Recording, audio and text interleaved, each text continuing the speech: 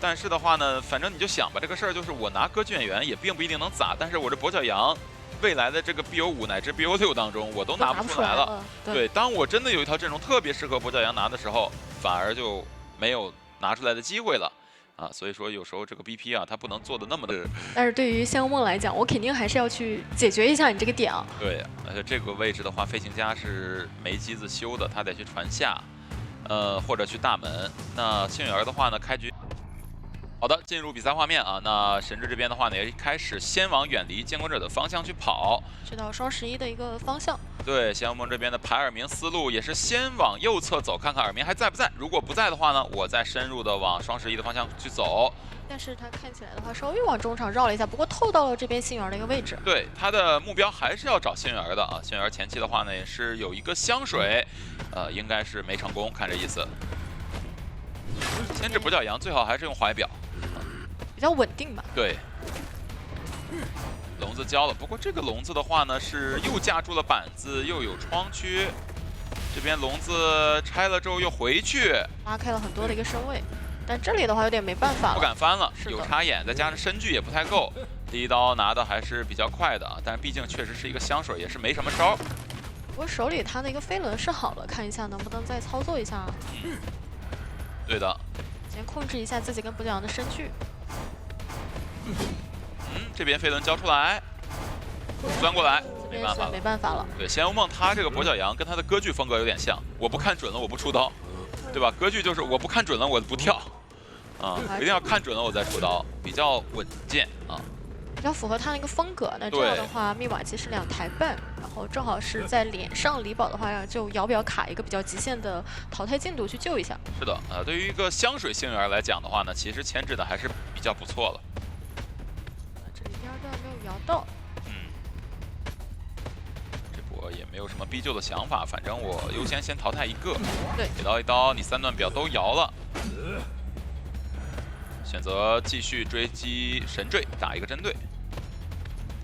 看一下另外一边，好像有人已经在等了啊！咒术师是在那边已经蹲下来了。没错，所以猫猫这边想来帮忙，然后沟通一下倒地的位置。是的，看一下能拖多长的一个时间啊？因为现在密码机还是差一些的。对，咒术师的 OB 的话呢，身距把控是关键，因为它是可以做到一个隔墙垫的，垫下来，给到一刀，但是咒术师这边扛到了。对，那现在密码机外围的节奏还是比较快的啊。这一局的话，选择2台就秀亮啊，不去压观众效应了。一会儿，这波想先去逼一下咒术，但是这里给到了神坠，拿幸运儿一刀，但是幸运儿的话博弈到了这个板子，笼子也给拆掉了。对，这就是对于跛脚羊的一个克制在。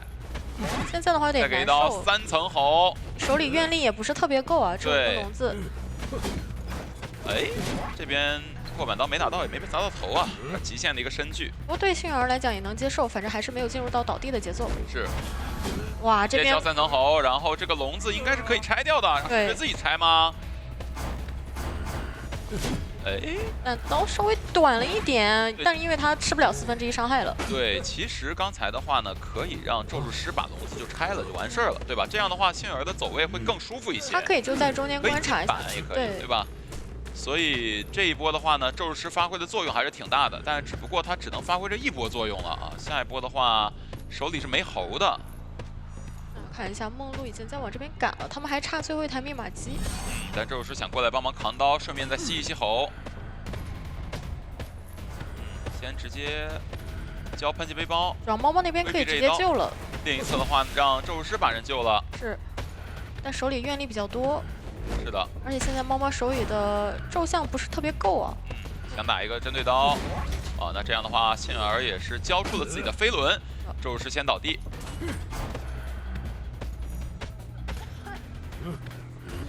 哎呦，插眼加笼子，对，刚才插眼的话瞬间得翻了，第一时间没反应过来。这样的话，看看能不能牵错。哦，牵对了，瞄准了再牵。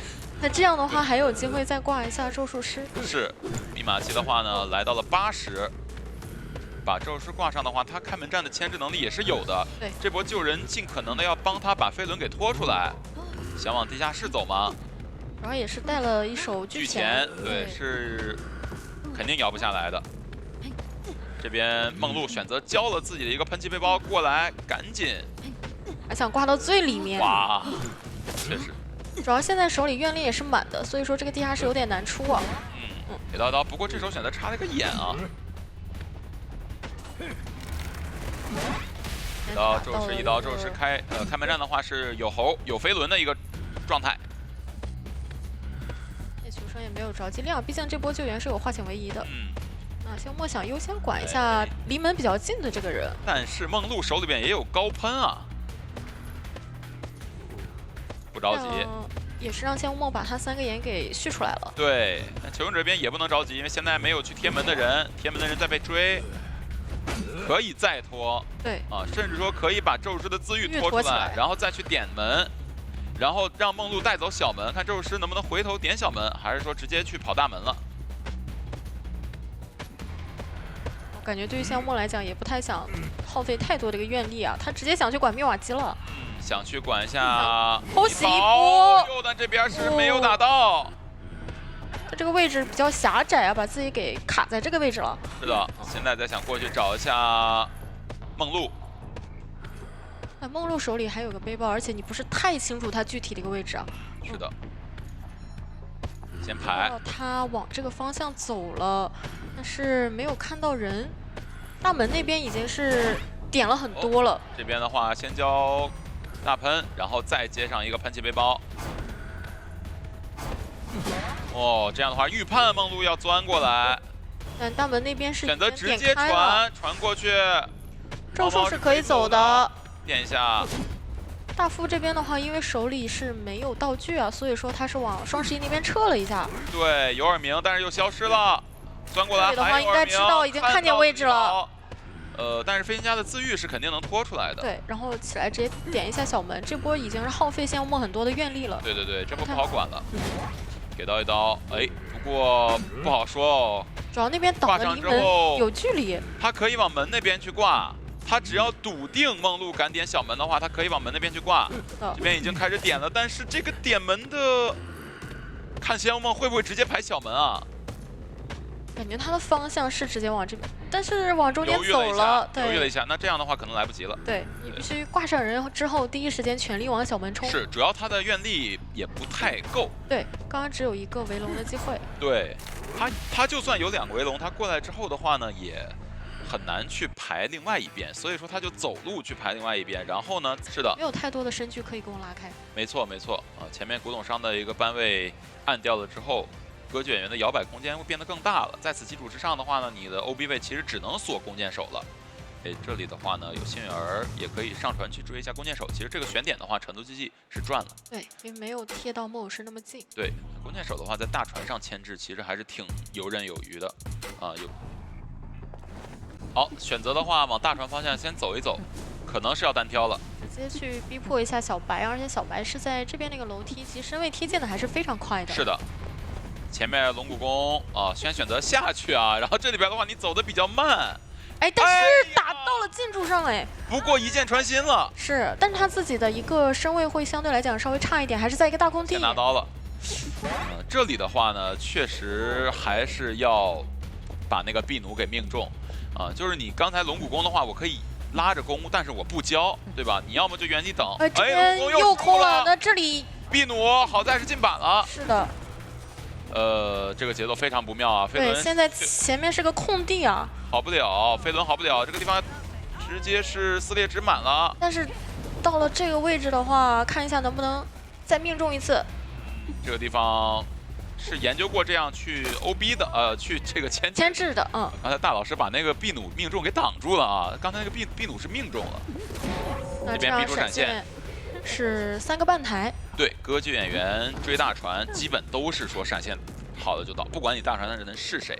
对，这样的话还挂在了船头的一个位置，主要是他没有道具了，所以说那个2次牵制空间非常小。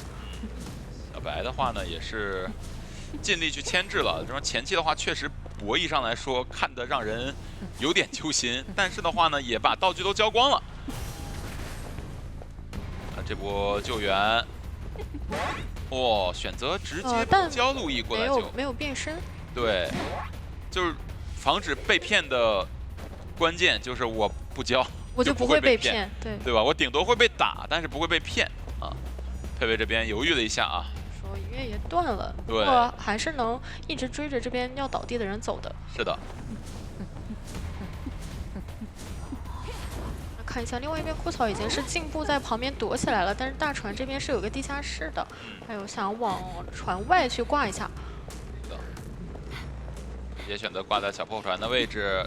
这一波的话呢，大副得准备过来救，去排一下周围的一个人，但是枯草这边已经是贴到脸上了。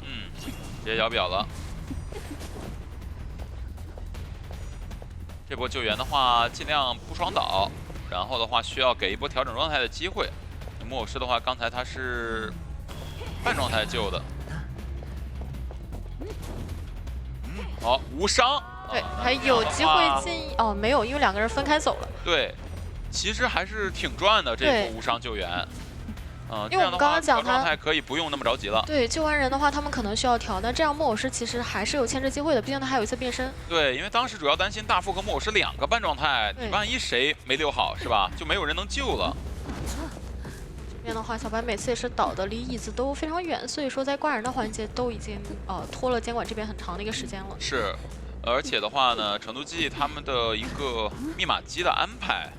还是做的比较到位的，导致前期的牵制节奏并不是特别够的情况之下呢，密码机也能修的差半台。哎，皮皮章那边是摸到了一个怀表啊，给自己的一个牵制又增添了一些助力。上船，他们也早就有多修密码机。上船过来找的是18的木偶师。相对来讲，他是最难牵制的一个，因为状态会差一些。是，找到了。 前面得准备变身了，给到一刀，但是无点可转了啊，只能倒到海边了。那感觉在压好之前，还是有一波上椅的机会的。感觉是要倒的，是要倒的。这一刀如果说被这个模型吸倒的话，应该就是能直接亮了，但是现在不敢。但是不管，想过来逼你亮。 啊，这样大家都在你的脸上。对，反正底牌是提前切的，我也不怕，是吧？你总不能那么早切个时长吧？好，先把人逼走之后再过来挂人。对，但是有风险啊，这一局所有人都在大门方向。对，压机的、救人的以及脸上的。放下看要不要去逼枯草，但是觉得，如果给枯草一刀的话，这个根据木偶师也能往船上去跑了。对。幸儿的话，操控一下娃娃贴小门。 密码机也压住了，这个局的话，感觉也比较。枯草想帮忙扛刀，给到一刀，那这样木偶师还是一个满状态。而且大副手里有表，他开门战士完全可以牵制你的。对，直接下板，然后准备交表了。哇！打出来了。那这样的话，其实夸张啊。对，可能小门那边有门能来不太及过去。对，但是看一下18的一个位置啊。 现在到了苞米地，如果直接传的话，是有机会回头拦住的，因为他们没有人往中间去卡。不过皮皮章那边的话，感觉两个人都不太好拦啊。一个满状态木偶师，一个有怀表的、有飞轮的幸运儿。是。传过来，木偶师帮忙扛，就看皮皮章这波直接交表，但交表的话要看这波博弈。飞轮，但往后撤了。是的，再摇表，佩佩这一刀。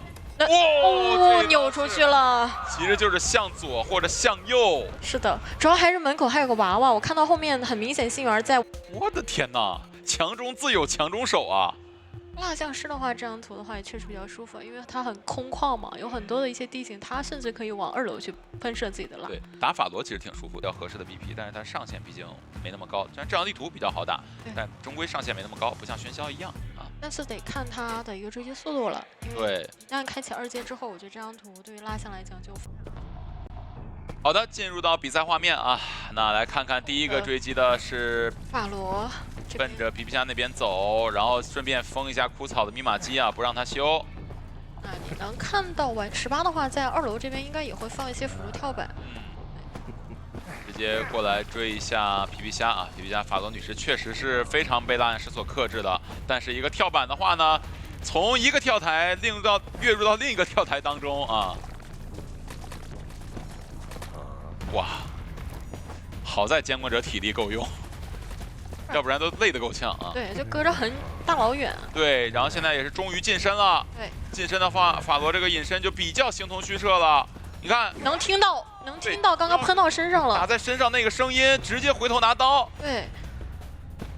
那这里的话，交一下手杖，续一下自己的一个时间。这里稍微骗到了佩佩他的一个，骗的也太深了吧？哎，不是，关键这边没有蓝色印记呀。对啊，他就停在那边了。佩佩也等爆点，我看这意思是，是吧？好在手里是有一个移形嘛，还是能很快的跟上。没错，这边皮皮虾的话，确实在跳台把法罗女士的这个上限给发挥出来了，而且现在隐身还没破呢。但主要还是看，只要能喷到他身上之后就不太好躲了。对，别说他持续的时间，就是你追法罗得用心去感受，知道吧？全神贯注听好他的这个。棒。来自玩具商的馈赠，又帮助法罗女士多活了一会儿。但身上96的蜡，再见到一下就要定住了。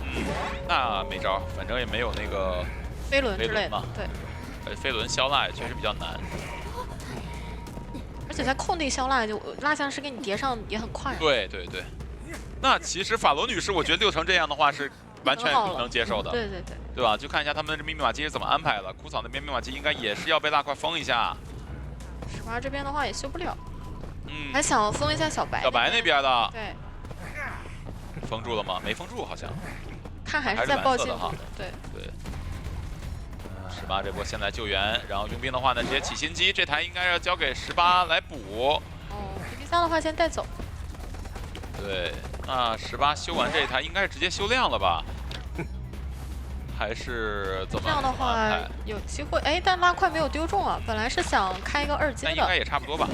还是开到了这个2阶。不过反正是佣兵救，倒是也不那么怕，就还是能救下来。好像还是想压观众效应啊，不着急去补佣兵那台，然后先去修佣兵的第2台，也就是2楼的密码机，还是在继续压观众效应，因为这一波的皮皮虾的座椅的进度也不想浪费。看一下还能不能封一下小白那边那个密码机。枯草想趁着这12%的加速把密码机给偷亮，但是没这个机会。对，主要是佩佩如果看到你一直不撒手的话，也会封到你那台密码机。还被拦截了，拦截的位置有点太深了，佣兵也。不过这边可以交互腕，还是能先把人给扯下来。应该是双倒救。对。给到一刀，哇，这一刀有点惊险啊，看着。这时候千万不能震慑，是震慑了这一局就走远了。这样的话，先帮忙扛蜡。对，因为密码机差的不是特别多了。正好站在中间位置。对，把移形给逼出去了。但密码机真的已经很多了。对，现在就差跳台那一台。弄了一个蜡块，身上的蜡很多。这里85，就差那台83。隔这一个板子把人给打到了，非常极限的一个刀切。那这样的话还是能淘汰掉法罗，以及说有机会把佣兵给捡一下。枯草在努力的爬。对，在找角度，你进我退，你退我进，密码机亮。那这样的话没捡起来。是，那手里有一个护腕，还是能牵制的。对，反正先弹走吧。要是说想6主要是你移形已经交了嘛，对吧？我不管怎么样，我就倒的边缘一点点。18那边已经是跳板，然后加一个滑翔翼啊，直接飞门了。对，这样的话侧门方向直接走了，也是一个平局，保平了。其实有一些赢的点，对于求生者来说有一些赢的点啊，但是的话呢，确实那一刀配神真神了。对，那一刀我都没看见人，说实话。有可能对于他来讲，他觉得你赢的话多一点点。是的。看一下这一局的话呢，因为大家都是拉点角色，其实对于仙翁来讲，他近身的大拉点角色之后，发现喧嚣也有点上不了了呀。目前照这2支队伍的一个理解来看，是因为你会觉得我永远跟不上你。对，因为而且他们中间还会有可以串联的点，我病患交了钩子，我可以去跳板，跳完跳板我还。好的，进入比赛画面啊，跳台方向直接往大房里边走。猫猫的病患啊，这张地图的话，高低差确实是让大家玩明白了啊，又是玩具商，又是病患的，又是气象学家，稍微骗一下，把走位给拉回一点，但是一个踩板的话，想上2楼，但是这个身距未免亏的有点多吧，直接相当于是当着仙翁梦的脸上的2楼。好，这边藤蔓啊，左右摇摆，哎，摇的有点太过了啊。然后空地的话，对于球场来讲比较好扭。是下板西门，但是呢，逼你往左走。看一下要不要释放一下碎石，因为进入到了一个板区，先逼迫一下。试了一个藤蔓。那前面的话，第一刀应该是有了。对，要给刀了。对，猫猫这边还找高低差，移形追上。这个点不太好交藤蔓。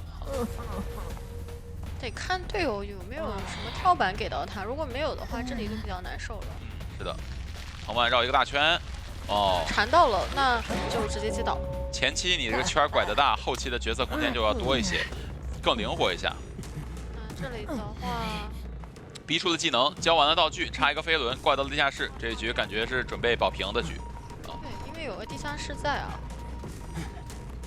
看一下佣兵这一波是要压满救吃满观众效应呢，还是卡半救一波，然后呢再让气象学家过来救一波，吃2波观众效应。因为佣兵救地下室的话，他是可以救的，然后导出地下室的话呢，第2波气象学家他又可以救了。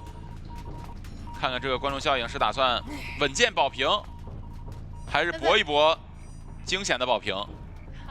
看起来好像是稳健保平。对，连这个半都先不砍。对。因为你毕竟把技能给逼出来了，然后的话倒的位置的话又不能太让你干扰得到外面的密瓦基。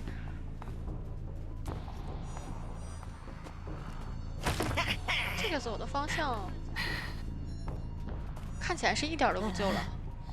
非常的稳健。对，一稳到底，稳中稳，观众效应吃到最满。因为这样的话就会来到整整60秒的观众效应，来到我们刚刚说那个点，就是杂货商的2手节奏比较难续。是的。而且没有看到玩具商这边是要去追一下佣兵，但是这个距离实在太远了。佣兵这边逼出了一个护腕，再吸一个藤蔓，反正杂货商就是这个问题。第2手节奏你就别想好续啊，肯定是很难找到人的。这里要移形过去，但是放好跳板了，对，放好了跳板，直接上2楼了。玩具商这边下去还有滑翔翼可以用。对，刚刚他只是跳了，现在还要飞，这个距离一个移形都赶不太上，藤蔓的话也不太行。你跟这个阵容一比，就感觉监管者玩哪个腿都挺短的，都追不上，永远追不上。对。好，前面再吸一个藤蔓出来。但对于神坠来讲，他已经无伤转出了刚刚的一个密瓦基范围啊，他在这边这个藤蔓绕圈有点大，对。吸一个藤蔓，这个藤蔓缠住了，还是个落地刀。对，不过好在这个高低差比较大，所以说你还是得重新上去。然后另外一边的密瓦基也开了，下去滑翔翼又好了。对，神坠这波牵制，看看能不能尽量。那没办法，那得上一次椅子。上一次椅子的话，不过他们外面2个化险为都没交。对，2个化险为没交，就是现在救人的决策是比较好做的。对，而且都是满状态，有道具。看起来佣兵那台应该是要亮了，还是让佣兵来？佣兵亮了，佣兵往这边赶一赶。对。然后梦露那边压机。现在香窝就尽量手里多积攒一些东西啊。压位置，有耳鸣了。毕竟李宝离得还是很远的。那想换位。对，想换位，让梦露过来。梦露的话，毕竟他梦露有云，基本上也不会被拦。然后李宝这边假装给点压力，实际上回头修机去了。然后这边直接交一个层云。但是这边的话，因为还没摸到密码机啊，再等一等再救，反正肯定是过半了。对。吸一个藤蔓。好，现在已经压上密码机了。想交碎石，但是这一波的话呢，他是直接扯下来了，有化险为夷的，给到一刀。看一下密码机，翻交互之后还不着急亮吗？看一下能不能让神坠再去到一个有高低差的一个位置，而且离门也比较远了。他来到这个2楼的话，你短时间不太好解决他。没错，就是让仙无梦的精力都用来去追他了。你看这边一星选择直接交了，那这样的话堵死在这个角落啊。对，那这样2边门的话就开的，对，管不到了。对，进度也比较多，而且是一个满状态的佣兵。而且佣兵。对，主要是这个人过半了，不然不然的话，要不然我就还有机会走一走。对，要不然他也不挂这儿了。要这样的话，就往远处挂了。好，这边佣兵直接出门，气象学家也出门了，这样获得一个平局。那现在直接拿艾维出来，但是艾维的话，显然并不在 TE 优先防范仙雾梦的监管者榜单范围之列啊，所以既然如此，你拿就拿呗，反正。而且艾维的话，其实就不太需要更多花里胡哨的操作了，主要还是你前期一个牵制稳住，熟练度会更高一些。好，来看看这一局吧。旁边是心理学家和杂剑员啊，远端有前锋，中场站着一个邮差，反正看着。好的，进入比赛画面啊，这边1-4人先往外去溜达溜达，大家也是都在往远离监管者的方向走。尤其是邮差啊，已经完全不在中场这边了，到了2号机，修起来了啊。这边的话也把1-4人给召回来，感觉要去找一下李宝杂技吗？嗯。追杂技，看这个点技速的话，应该是真要追杂技了。是。不过这一局确实啊，可能会吃亏在这个没有飞轮这一点上，不太好操作这个侵蚀度了。对。这边给了一个移速信。对，移速信。前面捏球，杂技的话，他捏球是会暴露自己的一个面朝方向的。对。而且这个激素逃片也干扰到了前锋的一个破译，但是这个躲掉了。对人的一组本相，前面的话白球 CD 也好了，拉开身距。啊，这整体的牵制的话，目前来说还是不错的哇，选择非常大胆的一个翻，但这边有一个补撞，梦露来一波超级大长球补撞，那技术要掉啊，这样的话身位拉的比较开了，真要掉，刚刚是激速过的，对，激速过来，跳球出去了，哎，刚才没有选择吼吗？想更稳妥一点。对，因为当时落地的话，怕即使吼到也拿不到这一刀，身距不够，身位太远了。那这样的话也是2台密码机做到了一个击倒。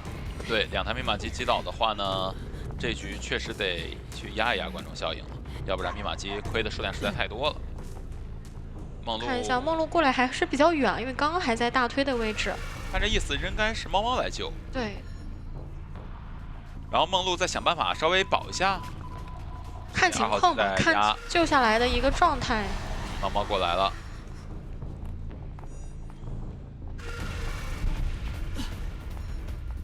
这波手艺啊还是需要补力的。哇，想去搏这个震慑，是的，但是还是正常把人救下来。然后1-4人这边下来去跟一下杂剑员的一个脚步。咱这边交出一个板弹射，再想衔接一个双弹射，手里有一颗红球的，这是有一定机会去再进行一个牵制。对，但是身上侵蚀度有点不太允许了。看这口能不能躲掉？先打断一下。那这边激素上就很但这边本体的是没有命中啊，不过他还是有点危险了，已经99。你往回是叠满了，对，你往回走的话，进逃片也一样会被定住。对，就是已经被架死在这个点位里了。然后前锋想过来 OB 一下，那感觉比较难啊。对，只是我提前先贴过来救援吧。对，这个点想吓一下前锋。这边直接要进行一个撞但是被本地猴打断了。而且身上的侵蚀度40多，一会儿救人的话可能还有一些压力。不过好在是没有办法去寄宿啊。那前锋也想拖一下杂剑员的一个淘汰进度。是，但是他的侵蚀度也在缓慢的涨啊。对，这边无伤救下来了。想打针对，想打杂剑员针对先挂飞再说，因为前锋的话他很难发挥 OB 的作用。对，一旦说让他正常把人救下来之后扛了一刀，可能杂剑员还有红球可以牵制。那这样的话也是想再去管一下密码机。1号、2号都点亮了，然后神坠在修4号机。这边还是想让前锋过来拖，因为至少前锋在的话，你本体跟1-4人都得在这儿。对，现在是不缺人手修机的，主要。对，主要是让你不要太过早去干扰他们，让你没办法，只是威慑一下，没办法，就是威慑一下，他确实逼回来马撞。前锋的话。面对到艾维这个点，确实是有点被克到了，对，自废武功的感觉啊。但是人家当一个稳定的救人位，还有一个压迫的话，还是可以的。你没有办法过早的进行控场。对，就是说我知道我撞不下来，但是的话呢，你也不能就放我不管，对吧？你还是得稍微意思意思啊，大家点到即止。但推这台密码机已经很多了，是90的进度。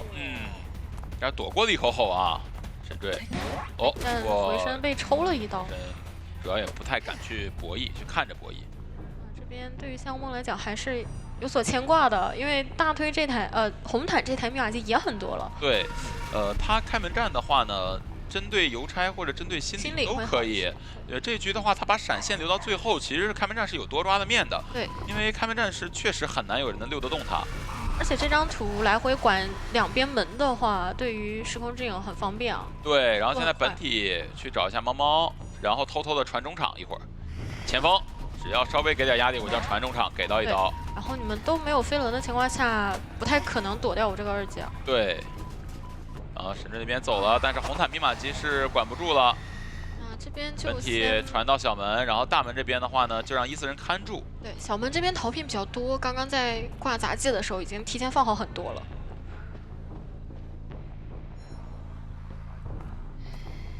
看一下这一波想去追前锋，只有前锋暴露在视野范围之内的话呢，启勇者这边还是很聪明的。对，因为前锋是最好操作掉你这个闪现的。对，其他人基本上他都不贴门了。但既然没有贴门的话，我直接传送过去杀心理了。但是的话呢，2阶还没好就传过来了。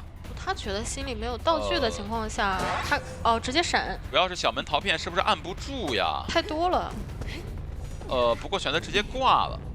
直接挂的话，14人再往门口赶，那逃片应该是能按不，就算能按住，还有另外一个可以传。对，这边直接过来，2个人都在小门的范围之内。得有一个人赶紧往回拉一下，毕竟心理学家它是一个1挂。对，不过的话，本体现在和14人都在一个方向啊，心理那边躲掉了一个狗。哇，这个回身咬到了，对，但是喷到了一下，打断了一个翻窗，但是弹射还是能交出来的。是的，那现在还是有点弹射。另外一边前锋挥去，哎呀，又抽倒了，对，出刀了，没办法。那边心理学家是过半的一个状态。心理学家过半的话，小门还是不太能点，刚刚那个逃片还在。对，不过挽留还有30秒啊。他可以再去找一下。猫猫选择硬点一下大门嘛。不太好点，硬点大门的话，可以先丢一个逃片在这再说。这个人是有机会做到他的一个挽留结束的，但只是救下来之后还是，再打一刀还是会倒地。先交一个激速，看一下前锋的一个位置。但是如果你敢看位置的话呢，你其实就丧失了传送的最好时机。他还是要保证你两边门反正都点不了，我先把这个人给守住。对，然后因为心理学家那边被寄宿到了，心理学家直接去大门点门了。然后再寄宿给到了前锋，再寄宿看一下位置，但是心理学家马上摸到大门了，直接传过来想管一下心理学家这个大门，然后前锋准备过来去救，但是这个血线有点难，他手里已经没有道具了，刚刚可能已经拉过去，对，想溜达过来救过心理了，感觉这个判断来说不太好救啊，好像不管也救不到了这个血线。对，救不到了，正常走过来应该够呛啊，反正毫厘之差感觉是。但是仙妖魔这边求稳，还是选择回来了一手。那心里就没有太多地方可以走了。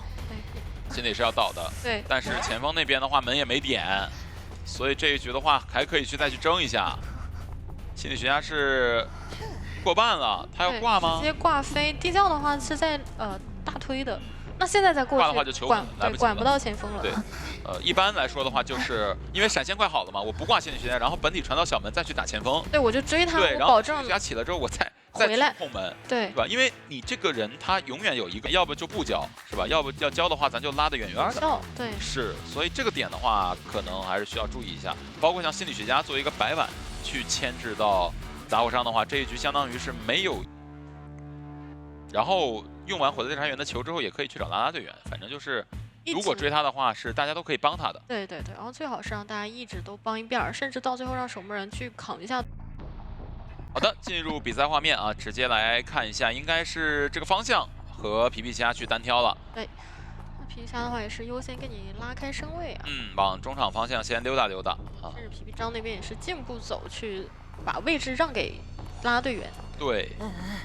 追着，但是还要注意一下18的位置啊，尽量还是不要让他被追击，不要带到他那边。牵制位。对。选择直接交花球去拉点。是想给你绕中场。交了一段。在外围，想去开门。皮皮虾的话意识到了这个点啊，所以说这个花，哎呦，这个椅子真是挡了很久的这个藤蔓，真是没招了。皮皮虾说：“早知道如此，我教什么花球啊？”我站在椅子那儿。哎，那这样也比较保险嘛。没拐过弯来。那前面的话，2个花球都交了，手里飞轮躲开了这个碎石，回头盖板。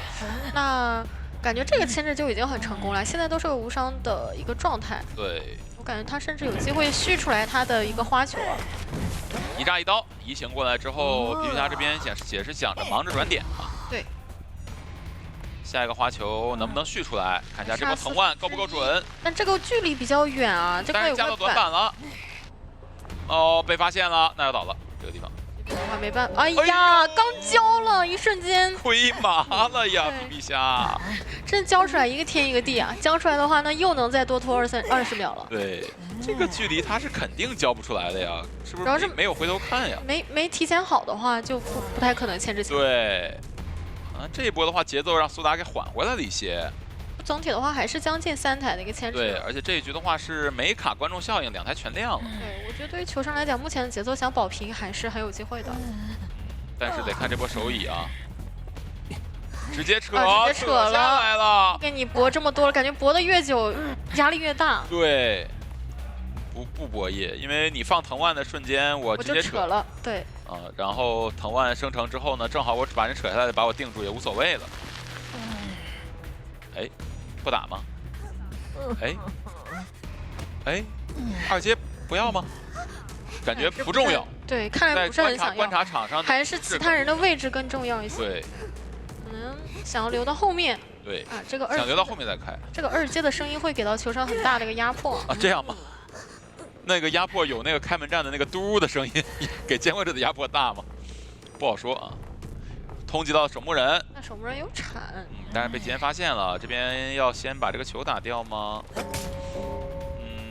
不好救哦，应该是，哦，躲开藤蔓了，那应该差不多了，对，对时吃一下，6秒钟的博弈时间，再吸藤蔓又发现他们全都是趁，还扛到了这一刀，全都是趁你放藤蔓的一瞬间扯人了，就会这一招，但是贼有很管用啊！我已经找到了如何安全救下杂物伤人的方法。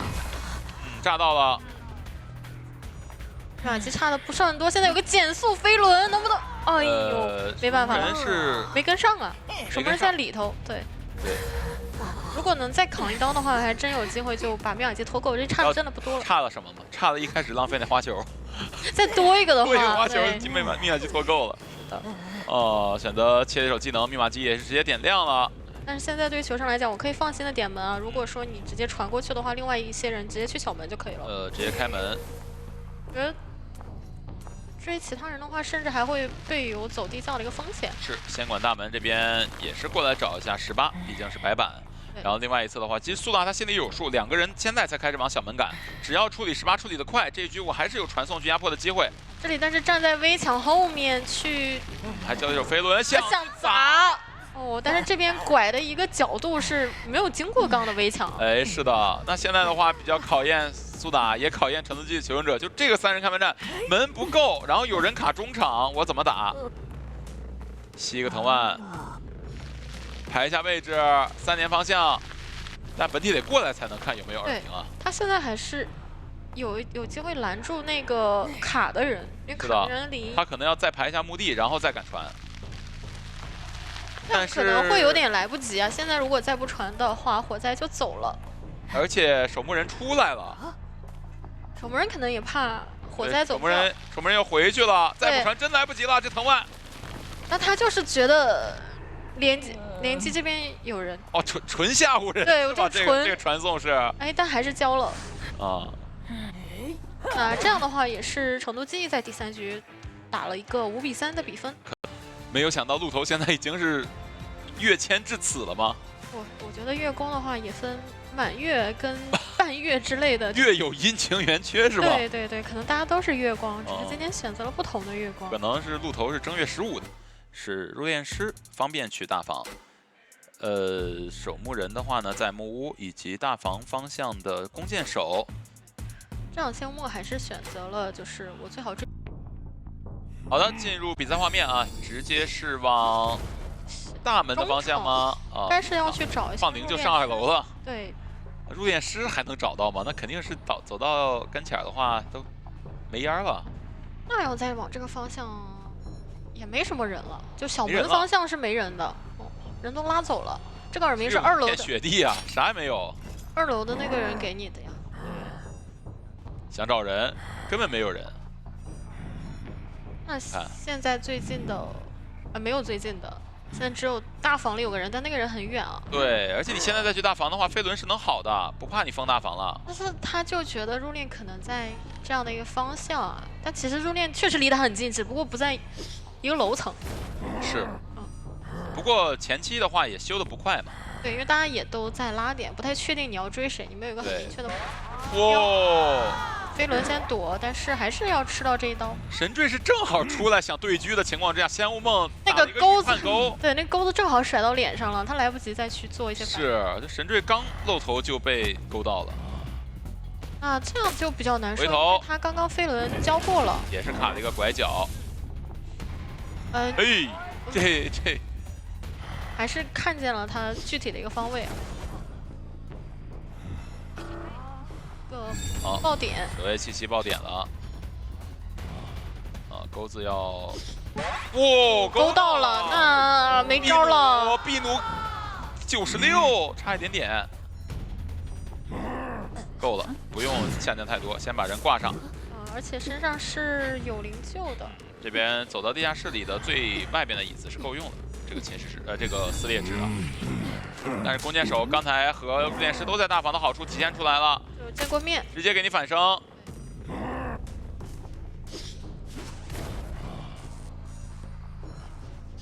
过去再去找一波。这边猫猫在脸上，但是不想追，直接奔着3板去找神坠，赶紧让他上一个2挂。现在这个修机速度的话，有点跟不上的。对，但是也基本上不允许监管者去换节奏了。看一下，他们应该是想要陪跑了。OK， 现在鹿头最致命的缺点，怕人扛钩。对，你既然不打算打猫猫，但是猫猫会一直跟着神坠的。过来。啊，那既然如此，打一刀，2个道具都交了，我就打一刀吧。只能等。对，只能等，没办法。然后这样继续被打团，也让2个人离开了你刚刚放陷阱比较密集的一个位置了。对，逼出了这个点，然后再放陷阱。那还是能扛啊！现在入殓师就完全可以替弓箭手去倒地，就站在这里让你勾。对，那这样的话可以换挂，这样的话外围2个人修不了啊。有人要过来，而且有人过来救，然后弓箭手得跑路。是的，能感受到是有快摇的。真的幅度会比较大。对，但这个地方频率也会比较高一些。对，这个地方的板子之前都已经用掉了，看李宝是第一时间就下场往这边赶了。再过去，想打这个时间差去找一下神坠，对，浪费你这边2个人都没有修，外面只有1个人在修。是的。然后也没有人给神坠扛了。对，神坠现在是孤立无援，站住这里。那钩子还没断，然后也放这走位，而且灵柩又给到神坠了，因为刚刚他被救下来了。因为你是交了移形过来找这个人的。没错，你这样再反生的话，那再接着跟呢，就接着帮他扛就可以了。对，这一局是有比较大的一个4人开门战的面的。对，现在就是有一个人不修了，等他反生之后，直接就再跟着弓箭手一直跟在后面就可以了。对，这个任务交给了李宝。他状态会更好一点，而且还有道具。这时候可能需要再换入殓了，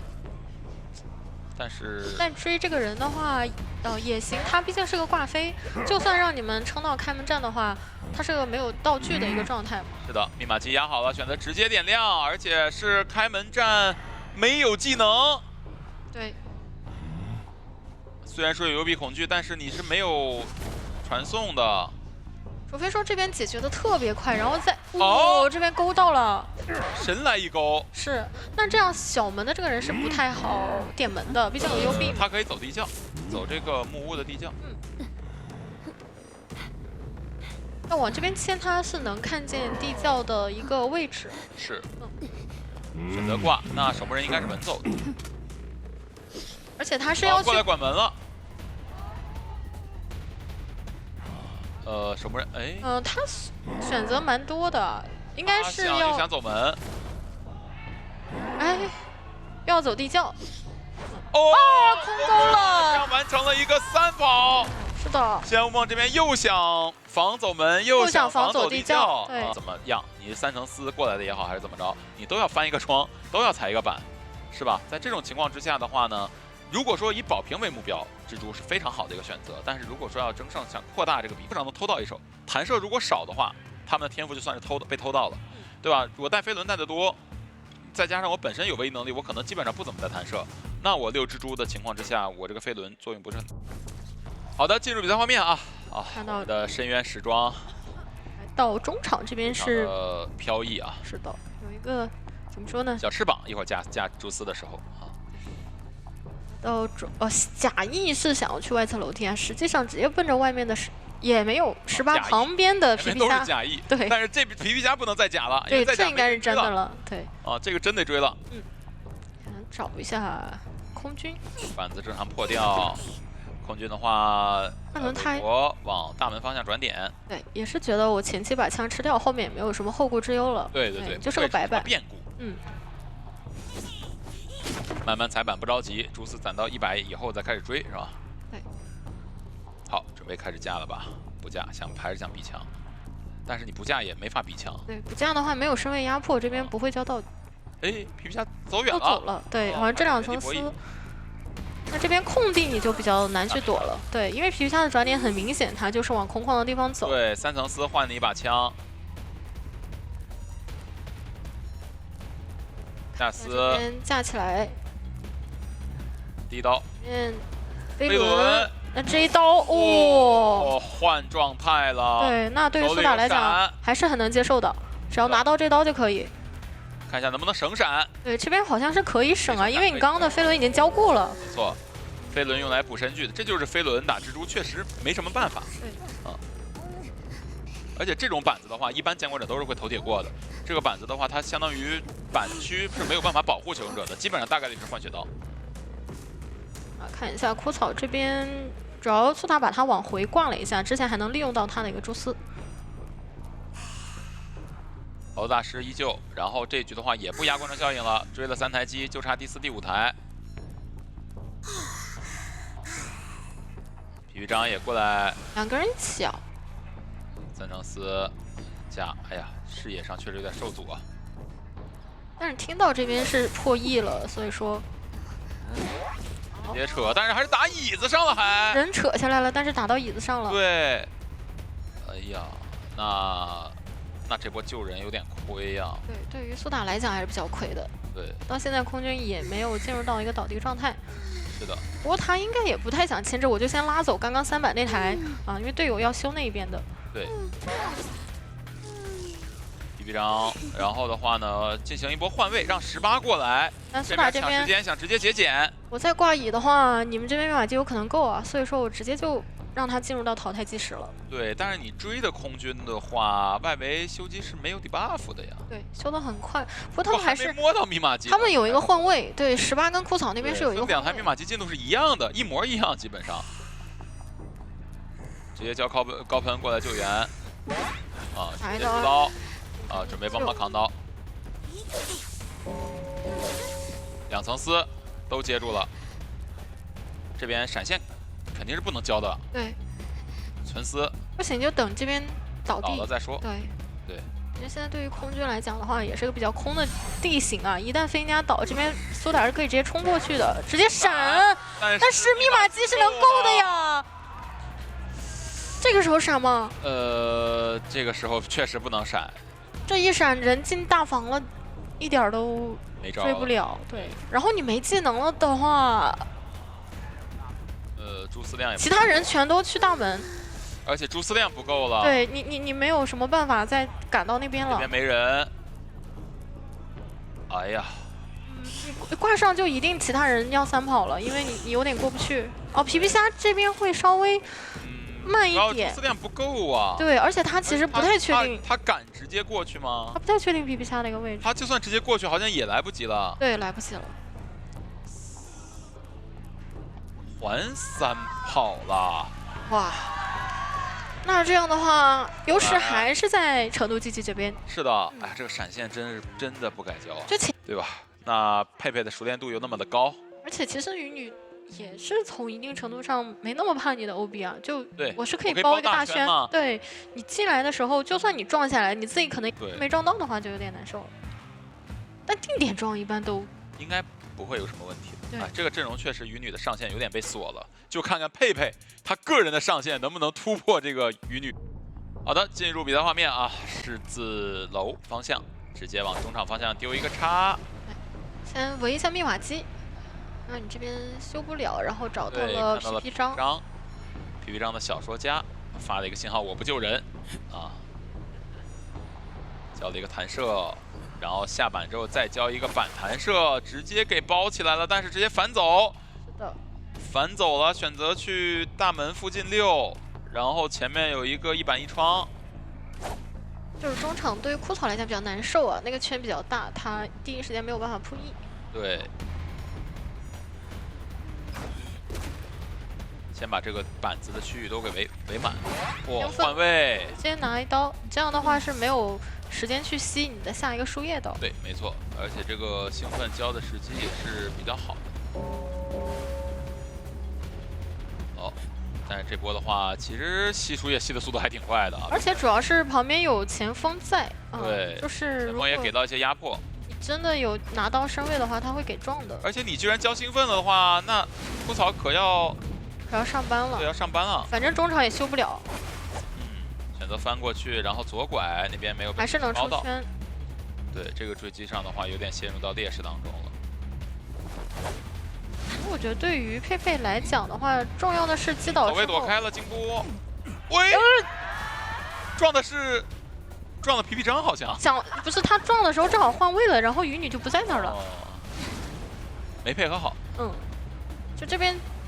可能觉得他要交道具，那这里直接冲撞倒了。对，那现在的话直接快签了，真没招。没招，这边要直接撞救啊！枯草想着既然如此，我就撞救吧，也别博弈了，是吧？那这样的话，下一波密码机会一直差一台。密码机有点亏损。对。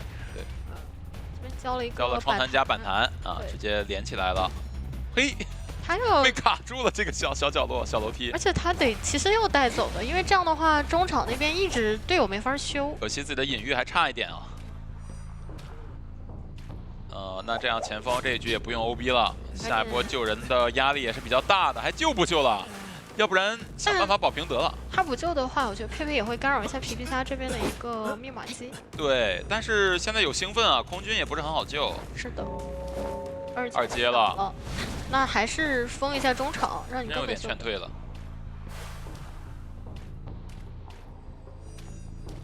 还在修。皮皮虾。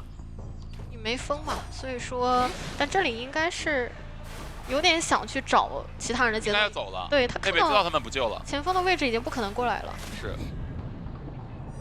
看一下他的下一个目标。枯草的话已经暴露了自己的化险为夷，现在佩佩想探探他的底有没有飞轮。直接收插的话交球，很常规的一个牵制方法。翻过去还是比较快的，这边一个封闭板，你还是要包水汽，把它给逼住。这个插的话，留了个缝，对，撞。哇，撞了之后加一个尾巴圈，直接是叠满了水汽，拿到了半刀啊，不是一刀。而且枯草他手里的道具不多了，这边博弈。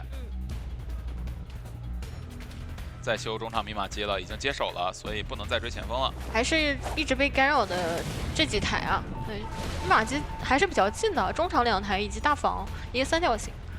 是的。这边接交大喷吗？我以为交一个喷气背包就完事儿了呢，还挺不节约的哈。不想给机会。对，然后另外一边的话也在调整，需要他撑的时间更久一些。是的。想回来去控场，但是佩佩的话，这一局其实很难去争一个多的机会了，因为他是没有底牌的，而且现在所有人都是满状态，枯草甚至还可以去补个道具。18那边可以去修大房了，对。这边的水汽把大房的密码机也稍微管了一下。他主要还是看中场那台有没有碰。前方那边摸到一个护腕啊，对，那他就可以非常好的道具，他可以修新的了啊。这边就让2个队友在这里拉扯。其实他现在就是把中场机子包了之后，得赶紧去找外面的节奏了，要不然当有2台机子都有进度的时候，你包机子就没有用了。对，一定要在这个时候尽量先把状态打下来也行。对，过来继续找枯草，枯草的话这个道具就会省一省了。好，18那边摸到一个，哇，这边还博弈的拔头了。18也摸了一个护腕。我前锋身上的水汽比较多了。一个交互惊波。哦，护腕弹走了，但是佩佩视角上没有看到啊。现在追过来。倒了。这边应该能确定他其实就是当化显微的天赋了。对，因为已经吃了很多波水汽了。对，不过他应该应该是确定这个点。看皮皮虾这波准备过来救援，手里是有兴奋的，这波其实是有手椅的机会的。然后灭瓦吉还差半台。对，这边要等。主要他很难逼救。对。他要是不逼救的话呢，你又。只能等求生者密码机压好，然后让他过来去交枪救或者怎么样，或者救完再交枪逼你的兴奋一类的。这边是可以正常卡半的。不过密码机没压好，有风险哦，有风险。差一点吧，那有兴奋你救不了呀，有兴奋的话你开枪也没用。为什么皮皮虾来的这么快呢？对，当时91，他没有飞轮，没法操作这个水汽的。是在这个位置吗？空军已经是走了。对，但这边一个冲刺就已经贴到脸上了呀。抽插，但是这个地方你很难做到快速击倒。然后另外一侧的话，飞行家是准备点门，去救人了。救人了，飞行家救下来了还，那完全不一样啊。兴奋，冲刺躲开。那这边皮皮虾刀是要倒地了，燃尽了，拖了很久啊，拖到那边直接人都扯下来了。但是他也该燃。对，主要是再不燃的话就没机会燃了。对，不是2个人怎么走的是一个方向呢？那这样在第一时间排的话就会有一个人。左右2侧18被看到了。那现在对于佩佩来讲，佩佩应该是要掌定一个人，确定没人点的话，他不能让人回去偷。但我觉得现在枯草是勾引你的。捡道具。是的，他还是要绕回来。所以现在对于佩佩来讲，就是保证你不点门的情况下，我把你们2个人都限制在外围。好，准备去点门了。18现在有护腕，他倒不了的。而且他还是有机会。还得先追枯草。他还是有机会救空军。他现在觉得飞行家没道具，他能追飞行家，但实际上飞行家手里还有一个护腕。是的。飞行家这边一个护腕，感觉是这局的一个比较大的变数。不过，如果这时候收插的话，护腕很难弹出来。但是弹出来了，那好像拦不住了。前面有个板区可以搏一下，应该。门刚开，板区能搏一下。交叉，收插被收到了。把状态打下来，能留住。对，这个时候是真的没有道具了。是的。还是一个3。再收，逐渐压缩18的一个活动范围。对。然后等下一波我 CD 好了，我再收。再收一波就要倒了。是的。枯草应该没什么太多想法。这样18的话是觉得我在门里这里直接搞了一个交互惊波啊！那这样的话呢，直接是完成了一波3抓。哇，我觉得一波非常失败的决定。对于成都竞技来讲，这的话是有很大的机会4人，即使说4人开门战的话，也有机会保平。而且开门战呢，你的牵制能力是比较弱的这个阵容。对。基本上要强撑到开门战，而且也没有什么太能抢保人的一些角色。确实，不过有一个问题就是仙雾梦他的这个蜘蛛，只要这局其实平局点有娃娃，对他只要把娃娃处理了，这局平局是有。他还在摇摆，这应该是定了，就再不定没时间了啊，定了，锁定了，别回头系统帮选了。好的，进入比赛画面啊。冲着神智的机械师直接去了，娃娃是放在了这个的双板区。娃娃是一个大头娃娃啊，一个兔。没打到。那还要控一下。对，要跟你绕这个双板了。假装这个好灵性哦，就假装让你觉得我不控了，实际上我在你出刀的一瞬间又动了。是。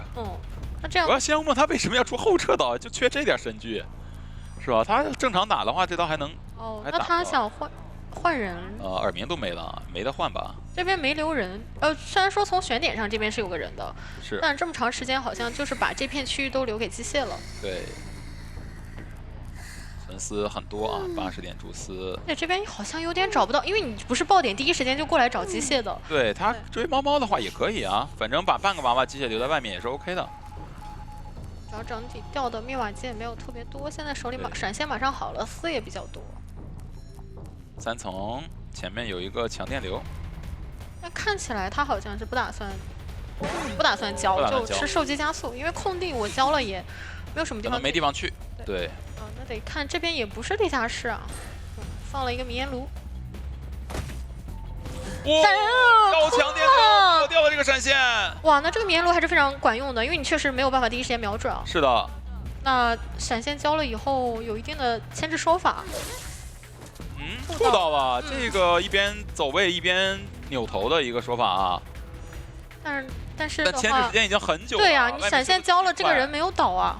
搏到了一个砸头，但是第一瞬间也吐了，对，就是觉得我能打到你就打到你，你要是砸我，我就吐倒你。双方这个博弈都很精彩啊，不过这个追击节奏1分53秒才倒地的话，对于这个阵容来说是足够了。2波化险为夷，还有私人开门战说法的。淘刀大师去换位置拖时间的话，也会让你花很久啊。对你过来，然后这波来救，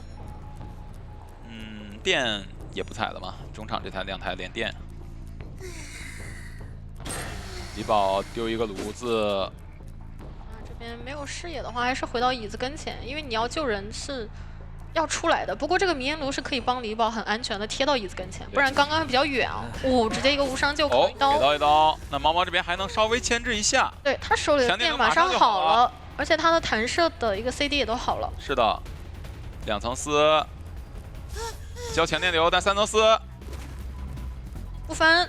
很稳哦，翻了啊，倒啊！看一下娃娃这台密码机，对，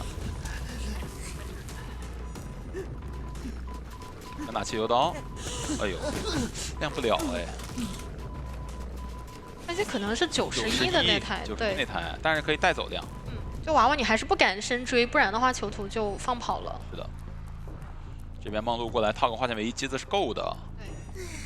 甚至说他套完了化险为夷，他可以稍微跟一跟。没错。看，因为本身是有回光返照的嘛，囚徒。对。手里有飞轮，躲掉了。球弹走，又是一个无伤直接救，那他完全可以帮跟啊。是的。哎呦，这边下板隔开了。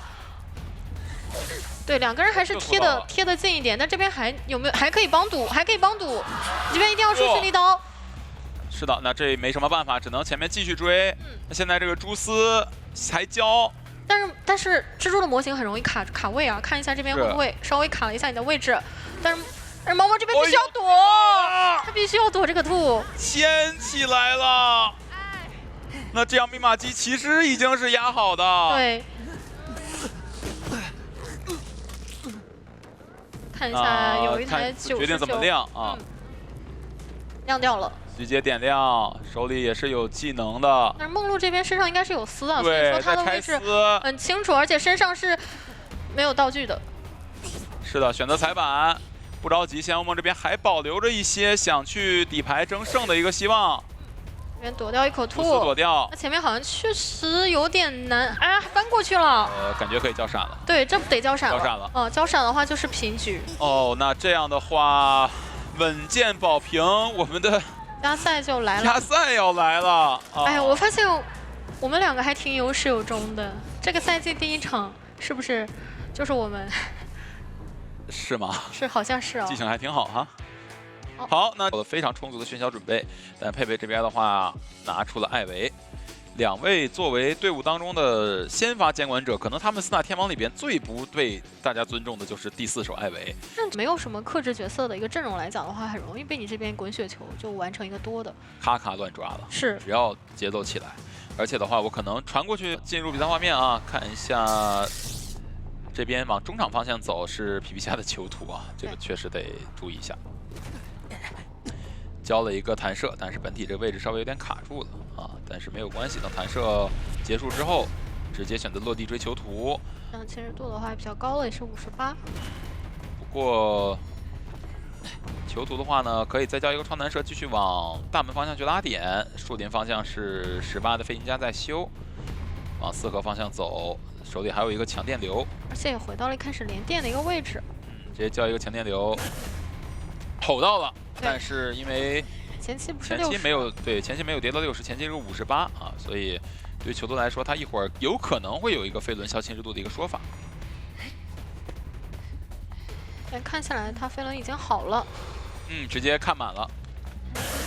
哦，拿到了这一个本体吼。是的，那后面42闪现就马上好了。对，42的话，如果走直线出圈加58，应该是正好能击倒的。弹射正好是能击倒的，现在60。对，只要这个短好，但是被躲掉了。平下这边。那这样的话就要把闪现给逼出来。再交一个弹射，暂时还没有闪现身距，前面下板应该是要交闪了。对，闪现，闪现空了，但是没事儿。对，应该前面的板进不去。哦，那这样的话也是三台多一些。是，PV加的话呢，牵制的还是非常不错的，尤其是在刚才躲掉了短吼。一组本相。是，那直接看一下这波救援应该是18过来。枯草的话在远端去破密码机，这局的话要压吗？好像还是要压，因为有囚徒在场，他可以一会儿下来帮忙连电什么的。对，帮忙连一下那台99的密码机就可以了。对。18这波救援，两个人一起在这儿，应该也不太会有什么风险。想掩护一下，直接扯。对。打到囚徒的一个针对，打到了。本来是想帮忙卡一下这个板的。是的。传过去，本体把这个囚徒连的电给踩掉啊！那看一下囚徒这波要连什么？连一个新的。还是把1-3人放在中场。是的，但囚徒这一局他是没有回光返照的，不过密码机的话确实也不太够。这个淘汰进度的话，不太是好让他撑到后面啊，因为密码机差的比较多。对，很难撑到后面。可能对于球生来讲，我还要多去修一台。没错。现在艾维的话，他拖时间的能力是非常强的，不过传错了吧？对，应该是要传4合的，但是传到中场这边了。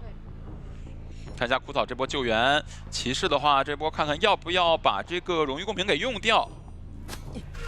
直接用荣誉共鸣救，让给了囚徒一些可以牵制起来的可能性。这边又寄宿到了以后，又被吼到，又是躲掉了一个短吼，应该是。然后封掉了一个技能。对，但是前面的话，光凭借一个身距，可能要交强电流。然后手里的飞轮还差几秒钟好，还是能翻窗的。能翻。得优先处理皮皮虾了，不过好在是密码机的进度是不够的啊，他可以专心处理皮皮虾。没有跟上。对。2个人在抢4合院，本体还是要过来一下。但是那边囚徒侵蚀度要掉了，如果掉完了的话，可能落地击倒不了了。他本体站住，落地等闪现了，应该是。对佩佩来讲，他想拖一拖了。对，把这个时间先拖一拖，然后我锁定囚徒的位置，保证一会儿我过来的时候能够直接解决掉你。但落地直接交飞轮出去的话，骑士可以帮忙猜。那这个投到96。中场的话也在抢。而且2个人在跟的话，你帮忙吗？你不好，你闪现好了，没有办法，被预测到了，闪现打到了，非常的准，佩佩。哇，2个人在扛，没错。这边的话，枯草还想过去按个头什么的，但是因为没有回光返照，这个操作意义也不是很大。对，那现在的话，中场这台密码其实可以压好直接亮，直接点亮。对，但是也没有人提前去贴门，因为刚刚2个人都在脸上。对，那现在大幽闭恐惧降级成了小幽闭恐惧，手里没有闪现，佩佩的话还要再拖这个开门的进度。知道。我们那边是被偷了17的一个进度啊，不过暂时还是不敢点。对。把这个囚徒在场上的最后一点痕迹抹掉了啊！那现在可能就是2边要拉扯了，2边都不去贴门，然后不给到你一些平地击倒的机会。那对于佩佩来讲，那我就拖我的闪现。是的，拖闪现之后，反正佩佩他是一个稳平的。对，然后时间的话也会拖得比较久啊，现在已经来到5分钟了。没有第一时间传。现在再传过去，但是机械师已经跑出了2阶的一个范围。这边板子是下过的，然后寄宿一下小门那边。把140人留在这里，然后本地准备传过去了。这样机械师赶紧拆条变，然后继续去点。飞行家这边得把自己的一个大盆交了。看到枯草的话，再卡一个中场。那机械师那边点的门还点的不少，但是也开不了，因为马上就能被寄宿了。寄宿了，对。点到个不会能点开吧？我怎么感觉吊完要点开了呀？传过去。96，没点开。2阶也没好。但还是要第一时间传。已经被清掉了。这边反绕到了。对，击倒机械师在这边96的门。挽留也快没有了，求生者要争一争吗？但其实这边荣誉公民也已经交过了。对。18过来想点这边的门，但是已经挂上这个人了。但我觉得他们就是要打一下这个门了。要打这个门，他们是要打这个门的。但是骑士点门是不是更好啊？飞行家点的话，倒是能够有出圈的手段。他要等挽留拖过，然后飞行家这边给非常大的压力。挽留已经结束了，这个门基本上一碰就开了。来，但打到了机械，那选择保平了。如果你不保平的话，我还第一时间不挂机械，我继续跟你拖时间。我再打掉你们状态就不敢再跟我拖了，所以说把你们逼出去之后，是的，选择直接是赶紧投降。投降6分40秒的平局，对于成都 G 蓝史抓的对局当中，夏无梦拿到这个角色去做到了。这一局的话，其实对他来说是一个 B3抓局。或者说是平局拖时间的局，但这个时间确实很难拖就是了，所以大概率还是一个主要。不像你，如果你选大房那样，一定能存活下来了。这几次找机械师找的还都挺准的哈。对，就是选在机械师选点的旁边。那就看一下能不能多去牵制一会儿。好的，进入比赛画面啊，先放一个横向的猫往神坠的方向走，这边也看见娃娃的位置了。对。不打，打算去追。对，想迫近与神坠的一个身位。这边的话进入到了一个封闭板窗区。咬到，还是弹射，这个猫是拿不到刀的。对，有机会拉走，进入到中场的板区。不过往中场转的话，得有人帮忙下板。不过2个人都被炸到了，暂时还修不了机。但是这一刀也没有拿到。对，后面的话你可能还要交一只猫啊，因为这边的一个板还是比较长的。是的。踩板第一刀是有了，但是这个鸟也能给到，就可以直接板弹进大房，大房也没有人。是的，再跳一下，好像不好进大房了，直接进大房旁边的板区。那前面会不会有个平地刀的机会啊？对，有平地刀进大房了。对，吃一刀再进大房。那这个刀的话。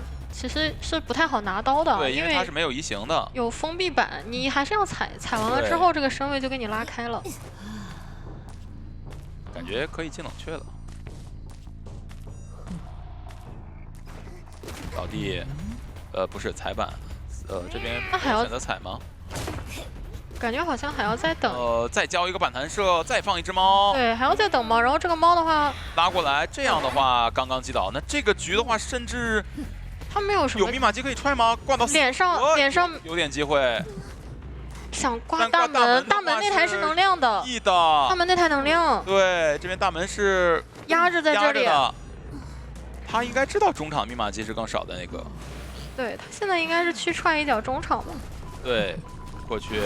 就舍弃掉手椅了。让你那边无伤救。无伤救，那相当于是2台半击倒，但是外围有娃娃。娃娃对，后面那一波可以压得很死了。这边想，反正我也不打算牵制了，我先优先让娃娃去碰上这个密码机。对，然后香梦这边很细节，沉默你，然后就看你娃娃自己的悟性了。对，看会不会炸嘛？会不会炸？那看起来是一直在修啊，刚刚31，现在41。对。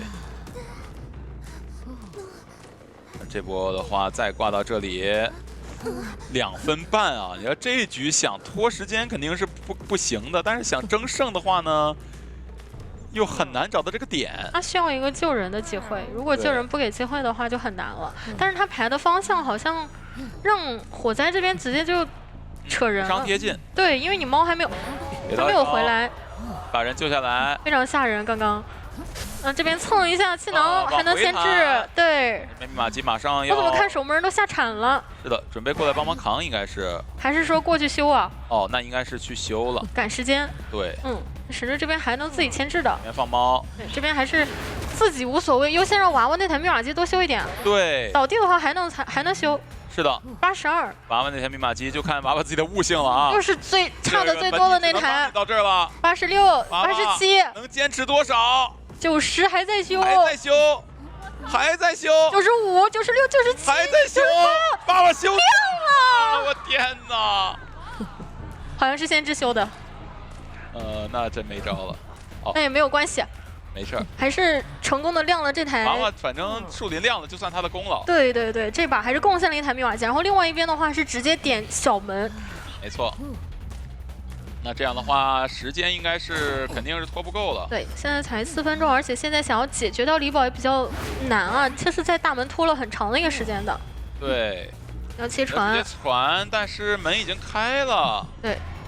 猫猫先出去。然后另外一边梦露就拖，他不落位置就好了。对，因为李宝那边可以交自愈。对，很难排到的这个点。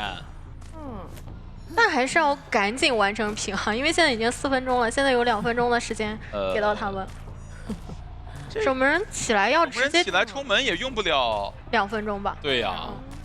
哦，这边已经排到梦露了，那守门人那边就直接冲小门，冲出去以后对梦露来讲就是赶紧。对，倒地或者说看能不能有个地窖。对对对，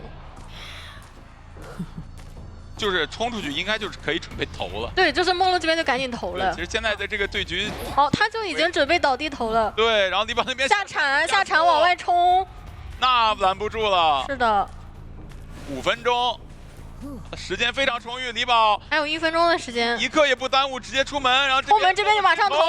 那也是要恭喜 T。拿到了我们附加赛第1张晋级门票第5名啊，锁定了一个以赛季第5名的身份进入到季后赛当中。而成都机器，我掌有一个非常快速的位移能力，这是喧嚣比不上的。是的，而且其实这张图比较大嘛，如果说打喧嚣的话，在天赋方面就比较难选择了，因为张狂是必带的，那你带不带挽留，或者说带不带底牌，这个上面找到机会。要说的话，也就感觉是小船的人会比较好追一点，但这个选点是要去赌大船上的人。是的，选到了船下，那就看他的一个辅助特质怎么选择吧，会不会选择带？来看一下东玄这样的想法，也有选择往大船去啊，直接去往小木屋。对，因为我技能带的不是很对，但是窥视者，所以可以没必要那么着急去找古董商进行 solo。在平地看到了白纸的木偶师，一波路易交出一个来，然后插了个眼，把木的窗户封了一下，但板子那块是封不到的。哎，这里一个卡位卡住了，进不了窗户。看一下这波路易，我知道你可能要捏着，所以我直接打。是的，当然是把你的路易打出来，再加上拿到存在感，看东玄下一波。拿刀速度还是比较快的。对，而且这个笼子起得很好，你看这边是个黑龙。那前面砖的话，哎，没有选择去往板区转，觉得路易的持续时间不够，还是要堵这个窗户啊。是的，看一下这一波，只要平地刀就可以打倒了。白子这里能翻吗？翻不了。是还多给一个存在感，击倒时间也非常快了。其实刚才拆掉笼子，他是可以往那个海边小厕所那块长板进去转的，但他选择原地再绕一圈，这样的话正中东玄一个下怀啊。进到海侧板子里面应该还能再拖一个笼子左右，但这样的话平地击倒给到外围救人的选手就有点压力了呀。是的，来的有点早，看一下魔术这个位置会不会被逼救呢？不急给你拆。哎呦，侧预判一下，但没预判到。是的，那有点亏了。这一波救下来的话，其实观众效应拖的不是特别久。对。而且对于东玄来讲，因为我第一波就追击的时候省下了愿力了，我第2波手语的时候还能再用。没错，这个追击压力给的很足。是的，往海边倒，可以看到承载已经靠过来了，应该是打算来进行一波 OB。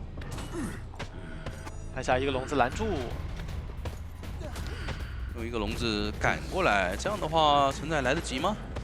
已经贴过来了，能贴到，但是 OB 的一个位置不是很理想，可以刮右边的椅子，这样的话就 OB 不了了。那边的椅子好像没刷，好像还能回头再摊一刀，看一下，没选择摊，躲了一下，是的，可能摊的话要被打下来，而且打下来的话，木偶师他万一被交出来一次路易的话，就亏很多了。对，所以东玄求稳没问题。到现在的话，看下来还是监管者的一个优势。而且海边这里好像是有一个3连的，魔术师正在破小木屋的3连，40%的一个机制。然后承载提早过来 OB 了嘛，他机子也没修，这把密码机慢很多。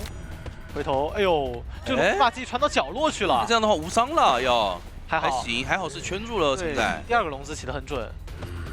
这不救下来的话，白纸是有一个教路易的机会，先来一个点刺，再保一波，不让你平地把白纸的一个状态打下来。没错。那这一波，如果说把白纸打倒再挂飞的话，求生者至少是能有4台密码机的。到双板，木偶师这边路易还是能交的。交一波路易，拆一波笼子，这个位置还能再吃一个笼子，可以的。这板子看一下博弈了一下，直接翻。不过这一波就要小心了。哎呦，很极限，短板的极限博弈，这一刀也没有插到，直接过板刀拿到，还剩最后1台。是的。那求生者后面应该会进行一波调整，把古董商的状态也给摸满，就看东玄接下来续节奏续的如何。通缉到了半状态的古董商，但应该是能摸满，没问题。确定右边有2个人，左边的密码机也是难一个人在修，但他修那台密码机是摇不了的，因为是14%的一个进度。没错，哎，直接拉笼子过来，看到脚印了，但是没有钻到正确的位置，第一时间没贴近身位，那这个笼子应该是要消掉了。小魔人还有一根魔术棒，但是如果能平地刀拿1刀的话，节奏就还行。主要也是他想消耗一下陈某人的道具，因为陈某人之前是交过化险为夷的，所以有可能没有携带回光返照，是想来追一下这边的陈某人的。是的，先拿个平地刀，然后再用围龙给击倒。外围看一下，确定了守墓再修最后1台。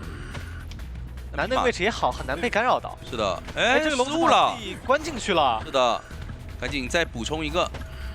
先拆，但没办法，回来的话刚好被另一个笼子卡住了。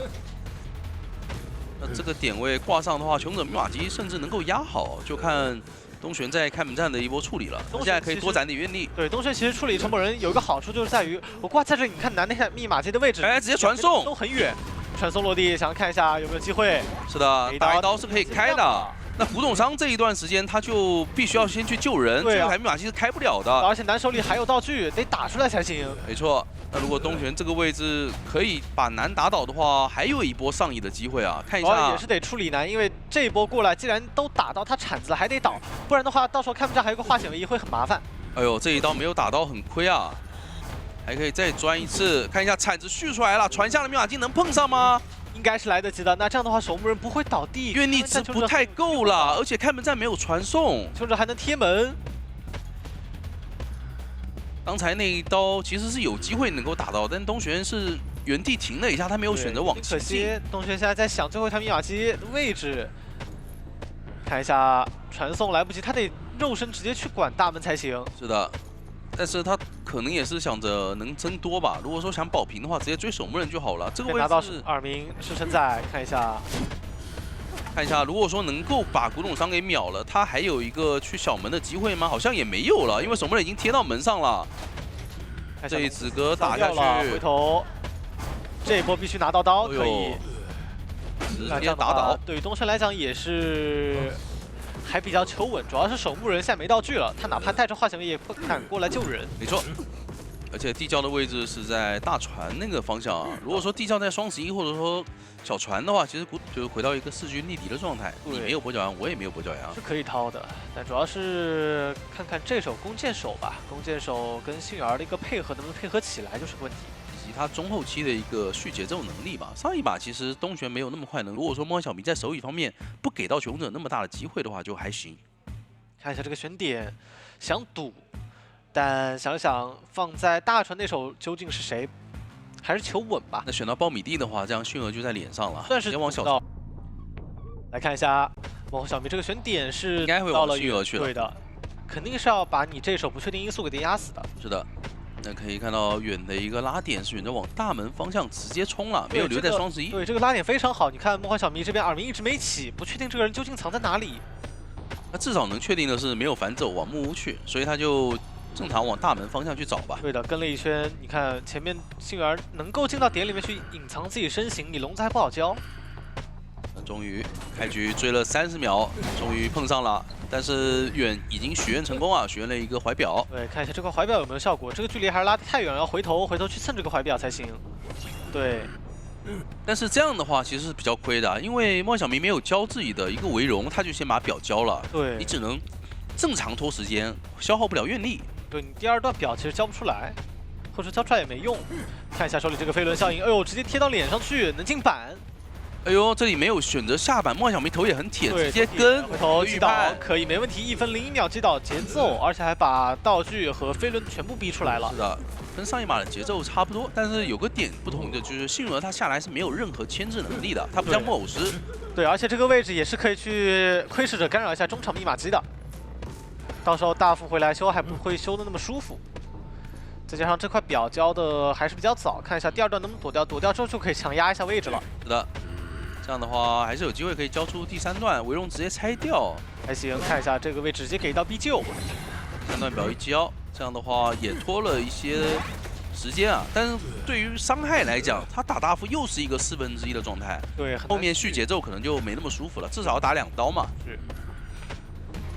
然后你看这个位置，幸儿也一直在往角落走，不给干扰任何密码机。求生者这边的想法就是，我既然远这个位置不太好，能够保活了，就让他倒角落，拖更多时间就行。没错。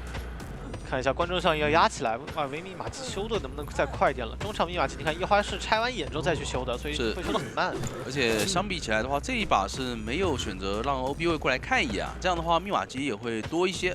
对，看一下大龙这个位置要过来救援，手里是没有化险为夷的。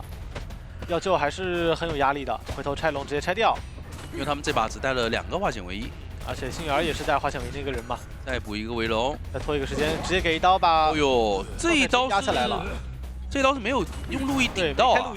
没有回头位置的话，那就很亏了。对，幸儿必须牵制起来，没牵制起来的话，下一波木偶师很危险。是的，走不远。就看这个通缉，这个通缉如果通缉到了木偶师的话，就有点难受了。对，甚至不用通缉，我可以走到前面去挂前面那个椅子，就能确定你起码不在左边或者起码不在右边2选1的一个位置了。哎呦，完了，确定4/4状态的木偶师被通缉到了，这一波是愿力值挺多的，可以一个围龙直接赶上，这里压脚印，但脚印已经暴露了。对，直接看出来了，这个身位贴得很近。看一下，都不用交围容了，他可以直接平地打倒的。那没有化险为夷，这个位置也没飞轮，确定你是单膝跳反射。跟上把的节奏完全不同。上把虽然说挂飞人也是4台，但是上把是3个满状态人准备迎接你的一个第2波追击节奏啊。对，而且你看这波还压到了遗产。是的，坏了。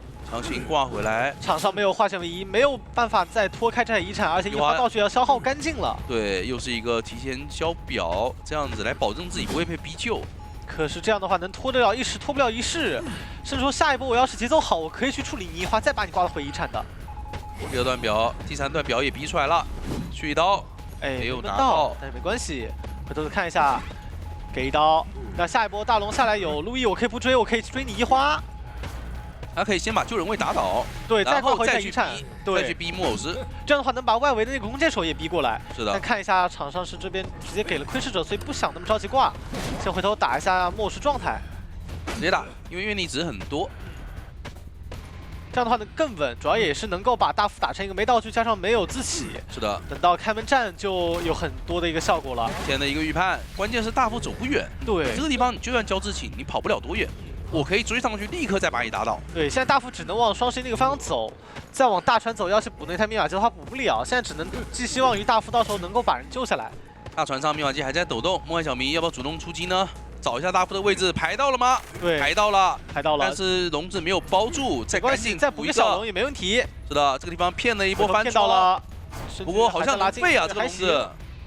看一下这个位置，哎呦，差一点点，还是被打倒了。对，这一把对于球人来讲，这个观众效应真的是卡出问题来了。如果说99那台直接修亮的话，这把大副是可以救人的。没错。但是现在对于这里少天好像来不及救了，这个淘汰金抓去了，关注，直接拦住，不让你救，不让你贴椅子，而且大副是没有绝处逢生的。梦幻小迷这一波只要死追少天，就可以完成一个4抓。对的。哇，这一局对于球人来讲，真的这个观众效应卡出来卡的问题太大了呀。这就是胡景春呀。不得不说，胡景春地图太大了，求生者卡这个观众效应，他就是容易吃亏的。对的。而且你看，对于梦幻小明来讲，处理的也好。他主要是那一波木偶石他的一个救援吧，第2段路易没有先按出来，比较可惜了。对，状态掉下来，然后就成第2手突破口，通缉也给的好。再加上跑的那个位置也是一个比较空旷的位置嘛。没错。那随着击倒弓箭手，求生者投降，最后也是拿到一个4抓。对，都来帐篷，你在外面绕的时候，他也可以考虑说边上直接开门。对，一个开门直接贴到你脸上，对于熊人来讲，到区耗会很快，尤其是这几个角色都有真空期。不论是气象、病患也好，甚至说玩具商，大家那个真空期还算都比较长，都有一个10多秒的真空期。是的，所以还是关键的。对，而且你交了一个钩爪，它其实可以开门完直接接藤蔓打这么一个连招的。对，因为你落地没有什么加速，可能说我就能够直接很快的衔接到我的技能。如果说去起点站去那个方向追击气象，可能就要落入求生者的圈套，因为外围。来看一下，虽然那个射击目标大概率还是会放在终点站的远身上，对，因为远的话就只能单人牵制，没有任何队友能够来辅助他。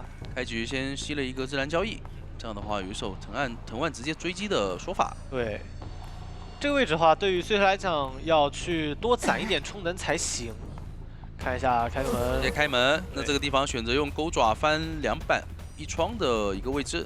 这个位置直接强拍板也没问题，但绕一圈的话，很有可能会被藤蔓命中。绕一圈，哎呦，反应很快，我最后还是没忍住。不是，他是预判了，他觉得岁数安这里会把藤蔓取消掉，然后过来追他，对，远自己翻回来，就亏了很大的一个身位，被勾住了。岁安也在等。那这个点位再来一个藤蔓，很极限，我勾住了，秒了，开局50秒。这里好像还是地下室。对的，太又来了，看一下库叔能不能保活。这距离炸下来，交互撞，交互炸得非常漂亮。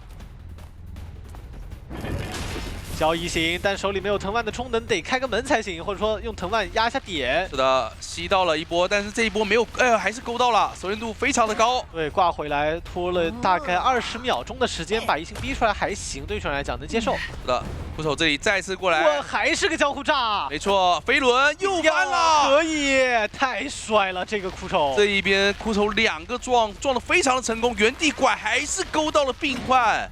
再击倒，那这一波感觉就可以不用来保了，不然的话自己刀具消耗太多了，而且再加上病患已经脱离能够挂进地下室那个位置了。哇，真的，这个枯丑玩得好啊！而且感觉一花啥也没干，他没有走特别远，对吧？他就在密码机边上待着的，你倒地，我刚好这个距离也足够去。对，尤其是他那边的一个预判非常好，都是你在你刚把人牵起来的时候，火箭就直接到你脸上，你没有任何反应时间的。是，这个预判很夸张。那这一把看一下玩具商的一波救人，先震了一下，有一个救人博弈，还是成功救了下来。手上对于岁轩来讲，这个节奏也很稳。看一下要不要开门接藤蔓呢？哦，是直接走了过来，知道一个魔术棒，但是也没有起到牵制的效果。这把对于岁轩来讲还是一个非常不错的一个节奏。起码是一个拼起，是，但主要还是那2波被炸下来了。如果不是那2波被炸下来的话，其实它的节奏会更好一点。对，会奔着3抓甚至4抓去。通缉玩具商点位倒是暴露了，不过玩具商那个位置处理不了。他也无所谓了，因为他已经救完人了嘛。那现在一花的一个位置是从帐篷后面过来的，看一下一花的这波救援。碎石攒的很多，这个位置可以先尝试碎石震一下。一花也是有意识的在躲，被震到了。那下一波吸藤蔓有概率能够让他救下来，看一下2秒钟，下一个到吗？下一个坏了，不太敢贴，好像救不了了。对，碎石捏住，直接救下来，恐惧震慑。这个位置还有地下室。是的，一花当时最后一个推进器，我觉得不应该再推着椅子面前的方向去啊。他应该去撞岁安的，对，应该奔着人去炸，炸晕了才好救。对他那个推进器其实交出来是没有任何意义的，因为他手上也没有飞轮可以去规避下一段碎石，你只能考虑什么呢？我去撞晕杂货商的同时，然后去顶掉这个自然交易的一个控制时间。对，没办法，那个位置对于岁来讲手里的充能实在是太多了。这个位置重金先交出来，重金之托抵消了一波你的风。有一个拦截的机会，他手上还有藤蔓，但这个藤蔓有个极限拐角拐不过去，他交错技能了，他交出来的是一个碎石，倒也没关系，看一下强风在吹，另一边好像没贴到密码机，是的，看一下要打吗？直接打，贴到了，可以3人开门战，但这个地下室出去之后可能还要倒。气象能不能躲掉这个藤蔓呢？没有躲掉，对，捏住了，再倒回去。而且最后一台密码机开的是终点站的半场啊，对于最衰来讲，他是可以直接去拦截的。手里有移星，而且这个位置说不定能够看到一花，就看最后这个拉扯怎么样了。玩具商直接透视到了，要过来一下。 玩具商还放手了，没有点门了，准备去救援。那这个藤蔓能不能拐过来？拐过来了，好极限啊！而且移形还可以再钻回去的。对，另一边救不下来，时间来不及。但看了一下，他可以挂来，为什么呢？因为如果你去救人，说明终点站的门它是完全没开的。我先挂上，再走回去守。 那么你求生者其实是一个都跑不了。对，虽然手里充能也多，那这样的话，对于朱雀求生来讲，这一回合也只能逃脱1名求生者了。是的。哇，我的天，真的，这个虽然感觉他藤蔓都是那种很极限的把人留住那种感觉。你前期的保人虽然很秀，但是虽然他在手椅上，但是对于气象来讲，或者说对于飞行家来讲，其实被勾了以后他是没那么害怕的。被勾了以后。 可以直接悬停喷气背包嘛？对。那气象那边也有机会可以用强风直接把你给打断。对。大副跟桥上人换位，这个想法非常好，就不给你去选路头追起点站的机会嘛。是的。所以这边路头也是求稳，想想去打的话，有可能去压到你们的一手换位。终点站其实是不好追的。来看一下，虽然这边是奔着终点站的白纸去。是的，但这个点位的话，可能得等到移形快好了，或者说移形好了，才有机会能够拉近身位啊。对，要不找个地方布个夹子也行。这里有一个勾障碍物下楼的机会，贴近的很快。对，第一波身位贴近很快，但是还是没办法，对手是气象啊，有个高低差，这个位置得布夹了。你钩子只能下楼，但是你没法上楼啊。那你不这样的话不布夹，技能又在 CD， 可能要绕2圈啊。是的，前面这个点位。 继续跟，狩猎本能断掉了。这钩子前面板区有一个博弈空间，强风空了，躲掉了，但是直接勾过去吃板了，因为太想拉近身位了，那约等于这个约等于这个强风没空吧？对，砸了个头的话，白纸还是不亏的。那下一波气象瓶可能得在他交完移形以后，先交了，那还行吧，逼个移形，先吃一刀。 先吃一刀的话，东玄一会儿还可以用2个钩子赶上。是，但你想，这一波已经到1分钟了，外围密码机对于一个要平局的队伍来讲是差不多够了的。前面3板感觉能转吗？飞轮顶掉，但是这个位置不太好，还是的。这飞轮的角度不是特别好，没有机会进板。但密码机来讲是接近2台半，而且还能卡狩猎本能。 不卡那个关灯效应，所以对于求生者来说是可以接受的这个节奏。是，而且你追了4个求生者里面唯一一个没有带化险为夷的那个人，对于求生者来讲是非常赚的。看撑在这个位置，应该比较稳吧？不太好拦截。对，飞行家在这个点位要救人，一个悬停过来基本上拦不住。是。 地方也不着急，因为淘汰进度还是挺安全的。对，而且东玄也知道我拦不住你，是，要不就回椅子面前尝试慢慢看看能不能打个震慑之类的。对，这一波手椅就非常关键了，淘汰进度已经有点死了，有点极限的。哎呦，扯没卡半哦，卡住半了，卡住半了，就没有震慑，没过半，是没震慑。那这里继续追击气象，求生者外面是把密码机都开掉了，没有去卡狩猎本能。对，是选择，我觉得他们应该是选择说。 冲着一个保平去，把密码机提前开掉。对，也怕大图出问题，而且东玄这把选的路头是很好卡机子的。那这样的话，东玄也是来到了一个2阶，因为2台密码机在点，到时候化险为夷套去把86机子点开，这把密码机算是能够。因为开门战到时候能看看能不能扛钩，能不能保一保。这位置挂回了双窗啊。 哎呦，差一点点，感觉就最后大概1、2秒的时间就能摇下来了。是的，但这个点位东玄还要出去给飞行家压力吗？应该给不了，大副这里边直接交道具就是给你压力，不让你出去的。那飞行家他无所谓了，我不放手的呀。你这个地方真想勾我，我这边掏了呀，已经。对，无伤救，然后到时候你看大副到时候看能不能保一保了。大南一刀。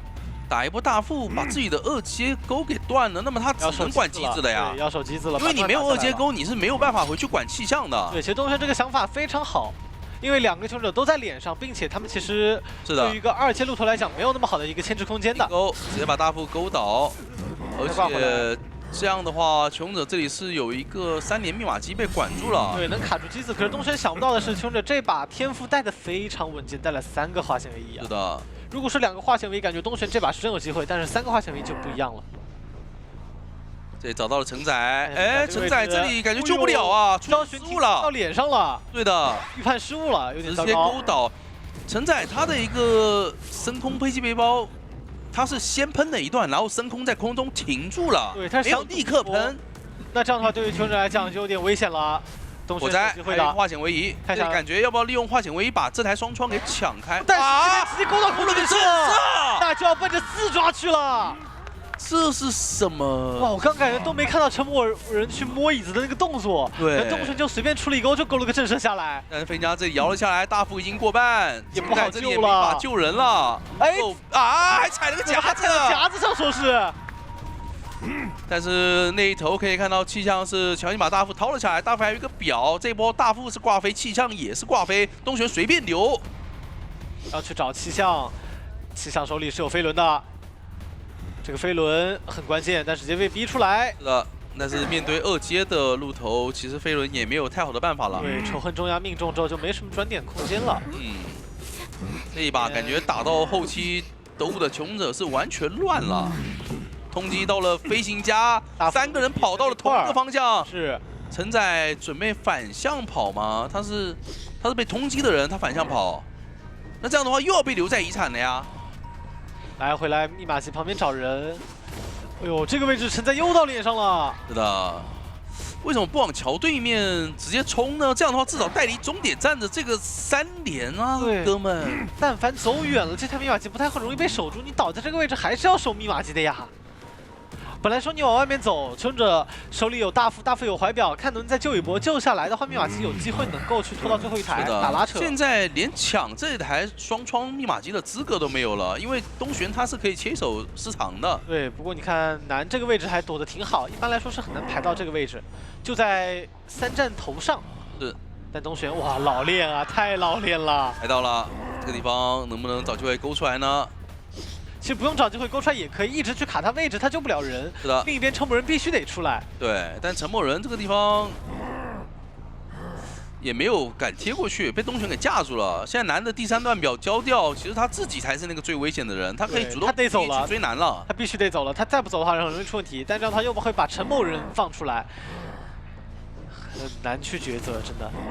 两边互相拖，那边飞行家。 能不能极限救下来呢？但救下来好像也没有太好的机会了，因为就算救下来，这里大副是一个挂飞。对，然后东玄手里还有1型，这把其实就要考虑不救，然后准备走。那东玄这里应该不挂了，不能挂，不能。东玄等一下，对，等到挂飞然后放下来。是的，因为他确定飞行家没有被救下来，那么他就先把大副放了，再去排一下沉默人的位置。 看一下前面这个位置，耳鸣马上起，往前勾，耳鸣差一点点，就在左边一点点的位置。是的，但是他一会儿往起点去还是能排到的。那耳鸣一起，沉默人的位置立马就锁定了。是的，手上还有最后一个气囊，但这个气囊其实是比较难操作的。这个气囊没办法呀。弹完以后，东玄继续勾。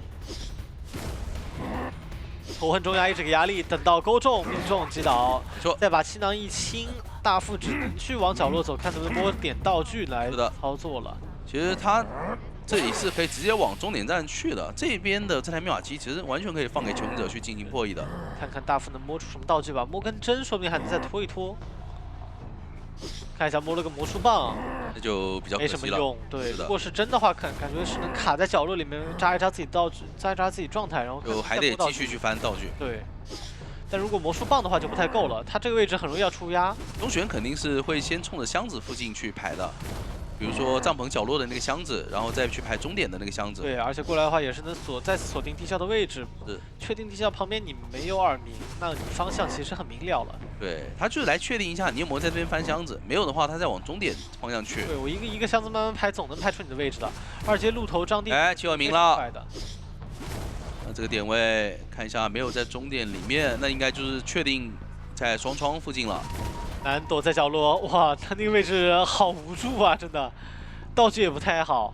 哎，但他没有排双窗里面啊。倒没关系，往外面走，耳鸣断了就能排出来了。是的。哎，男仔往外走了，刚好第一视角没看到，范围好像他刚第一视角没看到，如果看到的话，就能直接锁定男的位置了。现在要回去排耳鸣不一定排得到。哎，他觉得是往帐篷那边绕走了吗？有可能。那这样的话，大副一根魔术棒，东玄可能得布置这个地窖口的一些夹子了。要回去布夹了。回来再排一下，确定角落没人，看一下这个位置能偷到吗？难，其实就在直线方向上面了。3个夹子先补上，大副没飞轮，不太好走，还是比较难走的，不太好走。他只有一个魔术棒，说实话真挺难走的。对，哎，爆乌鸦了，爆乌鸦了，就这个点位很危险，但凡没手上有移形，感觉乌鸦真的，他甚至可以切放狗，我觉得。对，稳一点的话，切放狗也可以，但没关系，这个点位毕竟是压住了。是的。哎，切成了闪现，没关系，后面有夹子，手里有魔术棒的人也确实很难走，闪现直接击倒，那这样的话就稳定拿下一个4抓了。另一边陈某人起来也没有办法，因为陈某人也没有飞轮啊。没错，那陈某人还有一个气囊，看一下东玄这一波的一个选择吧，先把人往那个方向举，然后再慢慢的去排。对的，对于东玄来讲，只要击倒大副这一波就很稳定的能够拿到4抓了。是，而且火灾它其实不像大副，它还能翻道具补充一下自己的就一个气囊了。气囊的话，走地下能力甚至比大副还要再弱一点点。看一下多久能排到，并且对于现在求生者的一个机会来讲，就是什么？就是看能不能去打出一个地窖刷新来，因为那个地窖实在是太难走了。是的。再击倒大副，大副的一个淘汰进度条其实很快了。哎，这里踩夹子了啊！同一台密码机的2个夹子，把2个难兄难弟都给夹住了。把大副放下来这个位置就可以直接去找火灾了。是的，但是大副的一个淘汰进度也是来的挺多的，就看陈某人的这个关键气囊，但感觉还是很难。处理完气囊之后，这个位置还有2阶钩，走不远啊，走不远。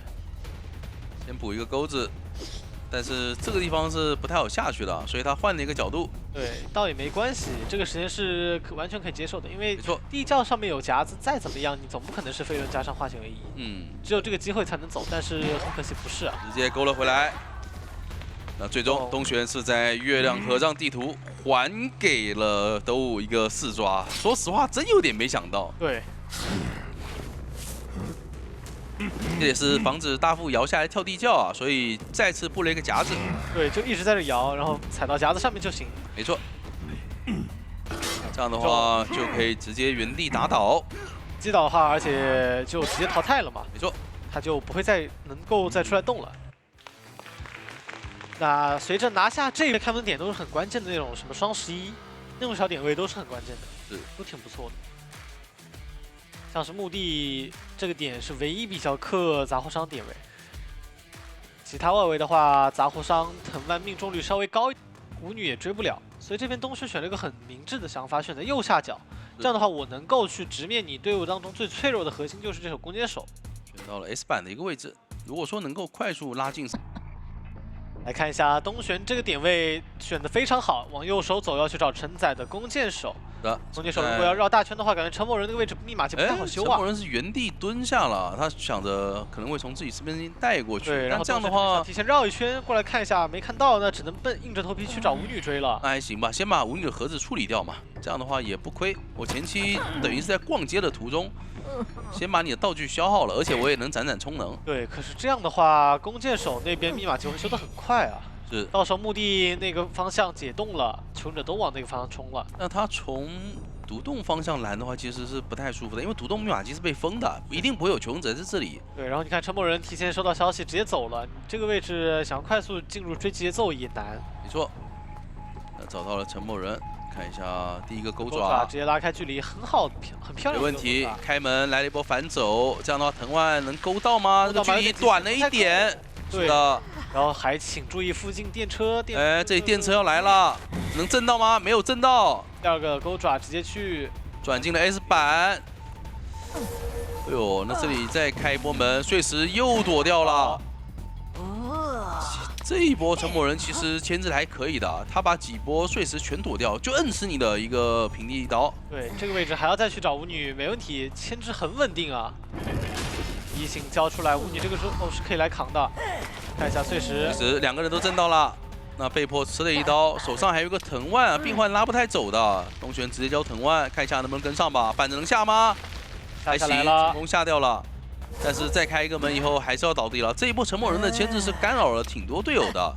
然后击倒虽然比较慢吧，但1分40秒对于双方来讲可以接受。舞女状态掉下来了，然后杂货商到时候救一波人之后开2阶，而且提前布了一个盒子在这里啊，得踩啊得踩，让他稍微挂的久一点。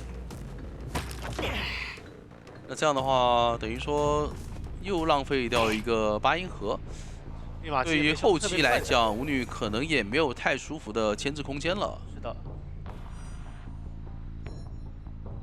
接下来就看一下东玄这波手椅，要看男的救人，碎石躲掉了，吃一波藤蔓救下来，应该挺稳的，挺稳的救人。又一个碎石，但这一波能不能博弈到震慑呢？哇！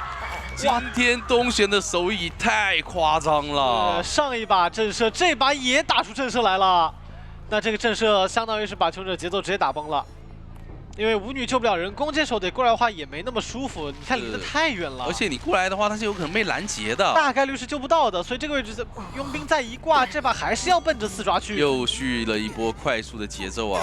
你赶过来，你只能救佣兵了呀。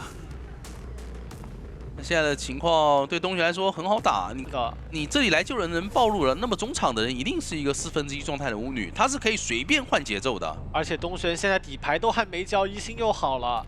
佣兵下来打针对，甚至说弓箭手也能再换一波挂，到时候佣兵化险为又闷在手里交不出来。是的，这里承载是看一下，不管怎么选，对于卡半吗？只能压满，因为他知道救完之后，首先是佣兵哪怕活了，这个化险为也闷在手里交不了。弓箭手甚至2手节奏会被续得很快，一样是输。是的，所以这把不如压满就尝试去走一个。等万过来看一下，排不到人，比较短。那现在对于东玄来讲就。正常守也行，因为他已经确定了脸上弓箭手，那2楼的舞女一会儿是可以去找机会突破的。一个碎石没中。其实对于承载来说，他手上有一个飞轮嘛，救人压力倒也不会特别大。这波救的非常好，东玄想打针对没打出来。是的，连续2箭射中。重金之错加速对于东玄来讲现在反而有点难受，因为他身上4 H 长得很快。哎呦，碎石打断了护腕。这也能出现吗？这种情况很少见，因为碎石的抬手感觉还是比较慢的。是的，那你这波过来 OB 的话，佣兵一阵加1刀还是可以打倒，而且弓箭手的龙骨弓 CD 是跟不上的。对，佣兵也没道具，下来也没用啊。勇者还有2台大遗产需要去补，对于东玄来说，这一把是很有机会奔着4抓去了。不过第2波救人，承载是救的非常不错的。你看他救人下来，虽然倒水消耗比较多，但是至少自己没掉状态，不会成为第3手的突破口。是。那这个藤蔓过来排了一下，舞女在墓地的方向，所以没有排到。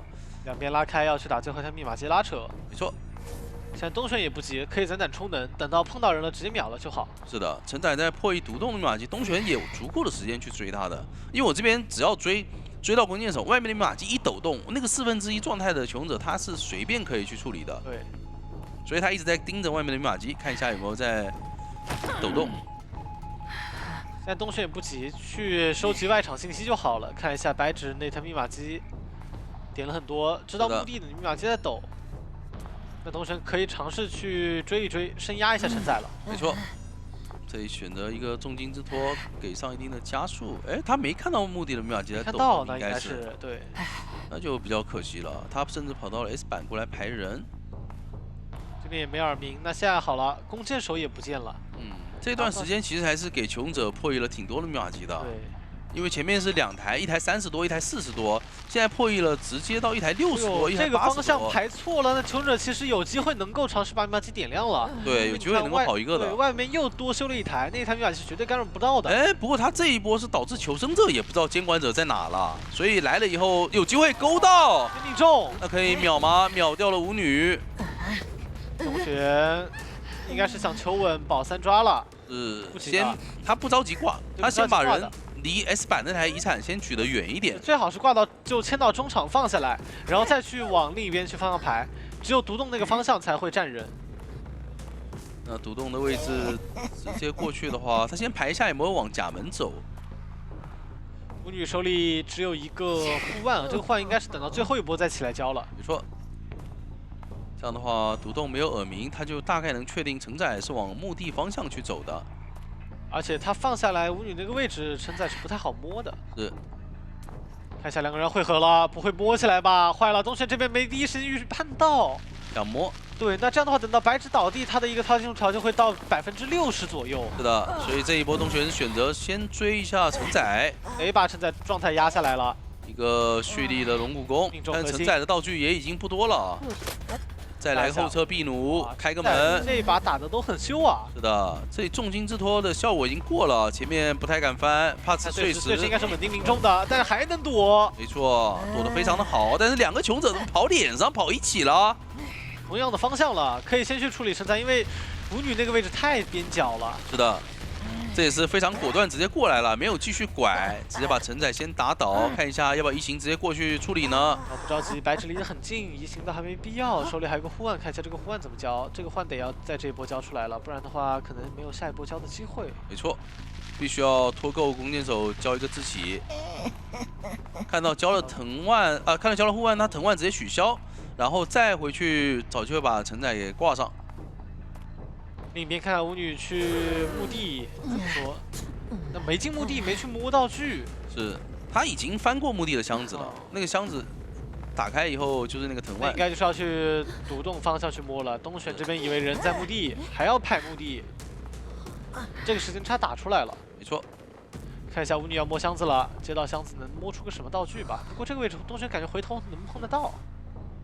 两位求者下一波倒地都是在60%以上。对，没有选择往独栋方向靠。东玄这一波应该还是在跟针吧，莫跟针效果非常好。白纸没有看到这一波走进去没有看到。对，现在白纸拖到角落里面，慢慢把自己状态扎起来，等到最后再卡一下乌鸦，其实有机会走一个。他是可以不着急把自己扎满的，后面用自己的一个镇静剂，慢慢的拖延自己爆乌鸦的时间，拖一下乌鸦的时间就好了。东玄还以为人在里面。现在手里充能攒的很多，是。弓箭手一定是不急的，弓箭手也要卡你一个身位，尽量去拖跟舞女最远的一个距离。是的，反正他这里淘汰就淘汰了嘛，只要保证舞女那一边真的把自己给摸满就行了。那随着东玄把墓地排干净，然后再来甲门这个方向。排一下没有耳鸣的话，其实舞女的位置也就大概在独栋方向了。他中后期的排人排的有点太久了，导致穷者把密码机给破译了太多，所以他现在白纸得赶紧出来了。他现在就很难受，他一直没有更多的机会把人给排到，就导致穷者那边很快就要被淘汰掉了。对，白纸就有一个跳地窖的机会了。要去排独栋有点太晚了，感觉是一直在追着求生者后面走。他其实上一波的话也没有必要一直在弓箭手附近待着的，就主动一点出去嘛。你反正有移形，弓箭手不可能说那么快交自起起来的。看一下白纸现在的位置，有机会。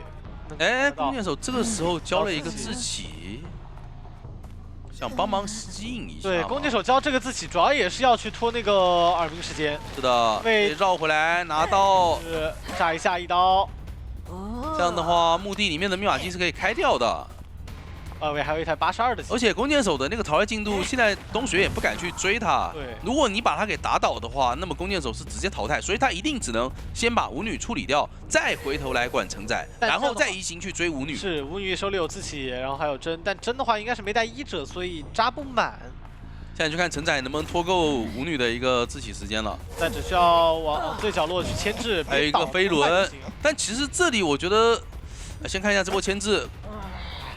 强行过板刀，这碎石得硬吃了。刀是吃不到的，没错。哎呦，这个砸头没有砸到。看一下白纸另一边来得及吗？有一个移形，可以直接拦。移形跟到后面，手里看到脚印了。这个位置有2板，还能再博弈，但是很难走到地窖口了。再来一个自然交易，这波藤蔓应该是有机会可以直接拦住的。开个门，不着急，慢慢炸，就架死在这个位置就好了。是的。舞女没有医者，他自己扎不满的。对。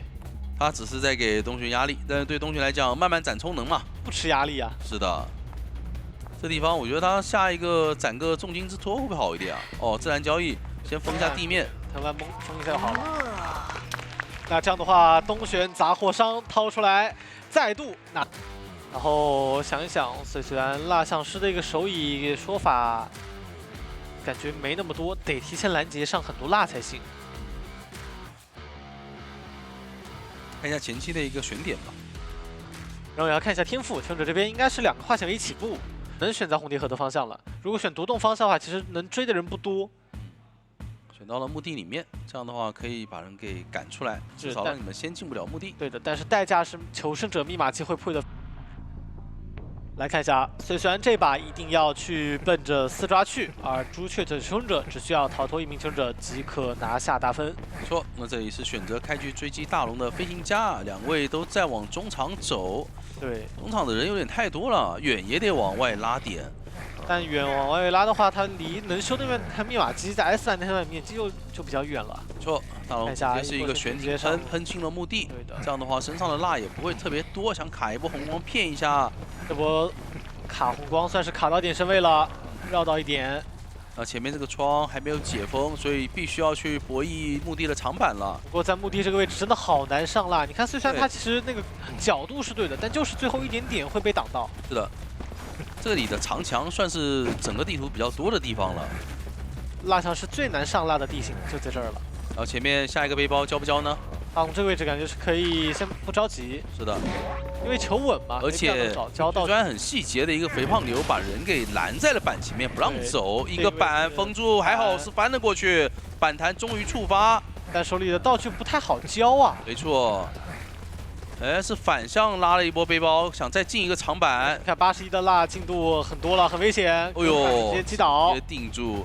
当时如果说在那个长板前面提前交背包，强行过去把板下了，那么他的第一刀可能说不会吃的那么快了。对。但是这样的一个牵制时间，我觉得也算足够了，毕竟已经1分半钟了。然后也是想留道具再去牵制下一波嘛。是。因为蜡像师想要去拦住守墓人，帮他救下来的概率还是蛮低的。没错，这边先把墓地的窗户给封上，这样子对于一花来说，他的救人可能就得绕一波远路，或者说得考虑要不要卡满。卡满，对，卡满是最稳的，因为我们看前2把比赛都是在救人方向出问题了。是的，卡满的话还能把这个观众效应最大化的给释放出来，毕竟他们这一局呢是只需要跑1个就行了。对，看密码机其实修的还是蛮多的。甚至我卡满卖掉，卡满卖掉的话，这样子虽然手上是不会有2阶，下一波你就算续到别人的节奏，你也没法秒他。对，而且一花手里化险为还能再留，因为这把就只有1个化险为嘛。不过看这个样子，应该是要来救一波，因为虽然走的实在是有点太远了。没错，但是到椅子面前一个正餐，怎么说？又差一点，极限掏下来，扛到了1刀，这个窗户还能再封。那这样的话，飞行家倒地一定会开2击啊！求生者的密码机其实感觉还是挺多的。然后倒地之后，虽然开了2阶，手里还有1形，看第2波求怎么衔接吧。把喷背包一交，倒到最里面，让求生者、让监管者这里挂他挂的久一点。但是外面需要补的遗产还是挺多的，大概有1台半左右。2楼也是遗产，然后独栋方向也是遗产。直接落地找少天，少天点位还可以啊。作为一个火灾来讲，这个点位是能溜的。他提前下了板子的，这一波板弹是可以让自己带离很远的一个距离。对，拉开一个非常安全的身距，处理不了。那要再去干扰远的话，其实远也能松手，能走都能走。而且2个求生者都被架在了甲门方向啊，密码机很多了。少天再反向下个板，这样的话也可以跟蜡像拉开很远的距离。对的，现在这样的局势得要非常快速秒到军少天才行，不然的话，求生者是可以到时候开门战直接亮密码机，然后卡一个在中场走一个稳稳的，能控住甲门的密码机。但这样的话，独栋1台大遗产，然后甲门1台大遗产，其实根本不太好管住了，对于碎碎安来说。所以得快速击倒，只有快速击倒才是能够让碎碎安唯一拿到4抓的一个机会点。没错。左边的脚印也是看到了，哎，红球在封一波路，虽然追不了，只能尝试再看能打拉扯拿到节奏点。独栋那边先压好，应该会想让哎，是开掉了，独栋开掉的话，那碎碎安应该就不会离开这台密码机了，穷者可能要开新的了。早就开心也能接受啊，因为道具都很多。你看这个阵容，不论是杂技、火灾、守墓人手里都有很多道具啊，消耗不了。再加上碎碎安手里是没有挽留的，开门战的压力会给不足。是的。 只要杂技一直在脸上，碎碎安其实就不太敢离开这台密码机，更何况学校门那边还有个火灾也卡在那里。对，你深追杂技，那火灾过来补；你深追火灾，那杂技也可以过来补。但碎碎安有点被架住的味道了。是，我觉得就放这个杂技出去呗，你先追别人，这样的话开门战杂技点门，密码机也会慢一点。慢，而且出去追的那个人手里道具说不定能够消耗干净的。是的。但这样的话，碎碎安还是被架在这里。 只能无奈的看着远处密码机越来越多，除了等着自己的一个传送等好以外，其他没收益了。没错，这里丢一个一阶，然后打算深追杂技了吗？应该是想追了，得追了。后面密码机封了嘛？是，但是外面红蝶河的密码机我们可以看到已经开到了60多了。对，现在对于远来讲，手里道具非常充足，6/6的话，到时候还有一颗红球可以用。是。 现在的局势来看，很难看到说碎碎安能够拿到一个4抓。打门的密码机也已经解封了，这个点位看一下能不能打一个压起身，因为板子和窗都被封上了。哎，不对，窗没封上，窗没有封上的话，可以再翻看一下能出来啊。是的，但是你压起身的话也就那样，因为对于穷者来说，你火蜡关了，那现在远继续在这个地方牵制。 看前面这个位置绕了一大圈，掏颗球，没错。然后下一波红球又要好了，而且地窖就在甲门的方向。对，传送落地找少天，但是少天手里还被车撞了。本来来讲这个位置交一颗气囊应该是稳定能走远的呀。不过还好碎碎安手上是没有挽留一个气囊，这么说弹走极限拦道，刚好跟碎碎安打气囊的时间互相抵消了这波晕。那这样的话，这局看下来还是一个平局。 又一个气囊。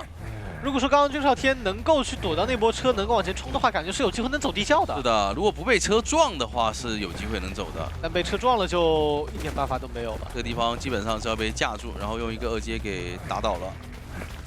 然后也是没有化险为夷嘛。强行翻，这火蜡看一下直接击倒。那么朱雀现在到了第3回合，对的，拿到了一个7比2。 他们现在是手握一个大分，而且在4大天王还有2手的情况下，居然选出了红蝶，专门为了这个阵容啊，需要针对一下这个玩具商。而且红蝶的话，在追邮差的时候，其实也有机会，然后把这个中场站住。对，我就说你把中场给红蝶的话，那邮差还敢放小木，那不是直接羊入虎口？没得开局是方向了，开局10秒钟直接进入追击了。对的，但不过。 来看一下东玄的追击目标放在白纸身上，一定是没问题的。邮差是要扛压的位置。是的，这个点位走过来已经7-2明了，白纸没有拉走啊，他选择在小木屋跟你绕2圈再说。对，这个位置看到了，直接绕1圈，回头哟。第一只碟应该会等到下板完以后再考虑交。对，但这个位置你看白纸也很聪明。是的，绕一大圈，靠着尾用自己的韦伯以及自己的一个移速性啊。 想卡红光骗一手，那这里移速性也被消耗完了。这个碟飞，哎呦，是想要来一个翻窗的飞，但是没有翻过去。对，没飞进去的话呢，这一波刀就会晚很多。尤其是白纸现在还吃了蝴蝶，他现在可以捏着狗，手里还有倒车的。对，他不怕的。是，这个点位小木的板也还在，看一下狗先咬到，然后移形直接过来，移形加飞，这刀应该是有的。没错。 现在确定了没有飞轮，你只单带了一个韦伯。是的，但是其实前期的牵制已经是非常久了。一直碟跟过来，压住他的身位，不让他去走跳板。杂技过来想帮忙扛一下刀，保证白子有机会能够转进大房。但是这个碟过来，哎呦，打到杂技演员了。是的，扣个红球，感觉邮差这个位置能溜很久啊。不过他板弹了以后，他没有离开中场这个点啊。往那方走，还是被架住了。是的，这大房好像没有踏板吗？可能提前没布置。是，再抽一刀。这个抽刀感觉差一点就命中了。没错，那这把的话其实是稍微干扰了一下杂技的一个破译啊，但其实勇者的密码机还是比较快的。对的。 2台半，然后杂技受伤，其实对于双方来讲都可以接受，没有说太多的一个优势点。看一下这一波的逃脱术，对，移到哪呢？换到哪儿？哦，换到角落去。那这个位置很有可能会干扰承载再接着破一。那可能是想让承载救了。如果换到角落的话，应该就是不让逃脱大师过来了。看一下东玄这个位置，手以哎不对，逃脱大师还是过来了。这个点位还行，反正也干扰不到玩具商嘛。那逃脱大师跑得更远一点。对，被动交出来，再打一刀，一个无伤救援，还可以。这样的话，穷者的密码机是够的呀。对，把这台就是亮掉。没错，外面都能点。是的。最后大概会有个40%左右密码机的时间，能够给东玄去打针对。玩具商救下来人以后，他是可以帮忙稍微保一保、扛一扛刀的。扛一扛，但是玩具商没有回光返照，也挺危险的。对。就看下一波邮差能否在2板一窗这个位置进行牵制了。对，2板一窗这个点位还是比较好牵制监管者的。至少相对于大房或者大房外围那块板区来讲，还是比较好溜的。是的，再次一个逃脱术。那我们看到密码机2台都是接近70啊，一个化险为夷的时间是够的。对的，甚至说陈某人直接交球过去补密码机，就为了抢那个时间差。这个时间应该是来得及。只要化险为夷套出来，4人看门战不出太大的问题。是的，但是救人方面，震慑这把承载是没有回光返照的，很危险。后来进度已经很危险了，下来直接掏，没问题。掏，毕竟是有邮差的一个救援性啊。对的，涛哥大胜利。那往角落走，到时候密码机亮，2板一窗这个位置还能牵制，4人看门战，这把有机会能没错，3个。是的。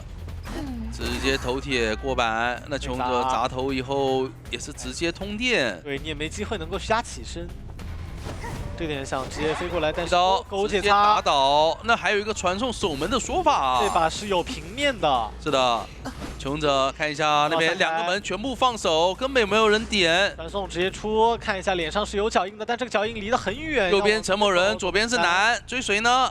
陈某人的杂技是有飞轮有道具的，都在想了一想，还是要往左边走去找南，毕竟把南的被动已经打出来了。就在大门呀，这一波门能开不好说。另一边是有机会能走地窖的，看一下。是的，想升空坏了，有玩具商，完蛋！哇，一个踏板，有一个飞轮跳了，完成了3跑。当时东玄已经不太好去定制目标了，他又想去赶杂技，但是够的。因为上一把我们知道是因为有个邮差的存在嘛，所以不停的给外面一些破译性什么的，导致密码机就很舒服。这一把只要机械师把自己的娃娃给保好，我觉得也是有机会能够拖到4人开门战的。对的。来看一下，娃娃是有机会能够在大房的一些犄角旮旯给藏起来的。是的。然后鹿头这边也是，就赌你大房一定是机械师，不会跟我玩那些弯弯绕绕的。对，是赌到了。是的。这一波其实如果是双弹飞轮机械的话，它在大房是能够稍微拖一会儿的。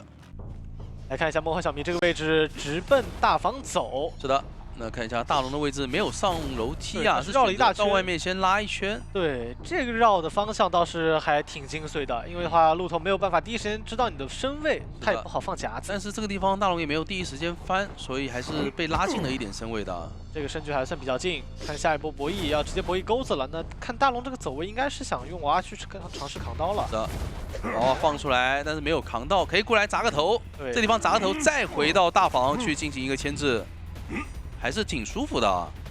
因为前面的板子，梦幻小迷前面也没有选择放夹子，所以不过大龙以为他放了，所以他是第一时间不敢去靠那个夹子的。对。那再回头，这个位置手里还捏着娃娃，看一下，没有交娃娃，没有交，直接走。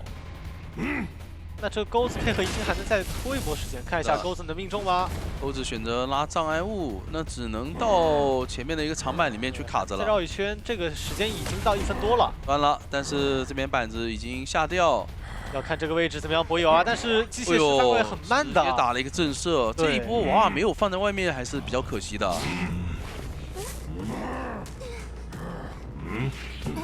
那现在上乙通缉到了教授，脸上一花可以稍微绕一下这个障碍物，跟你拖一拖时间。他可以不着急，让外围把这个观众效应直接砍满。没错。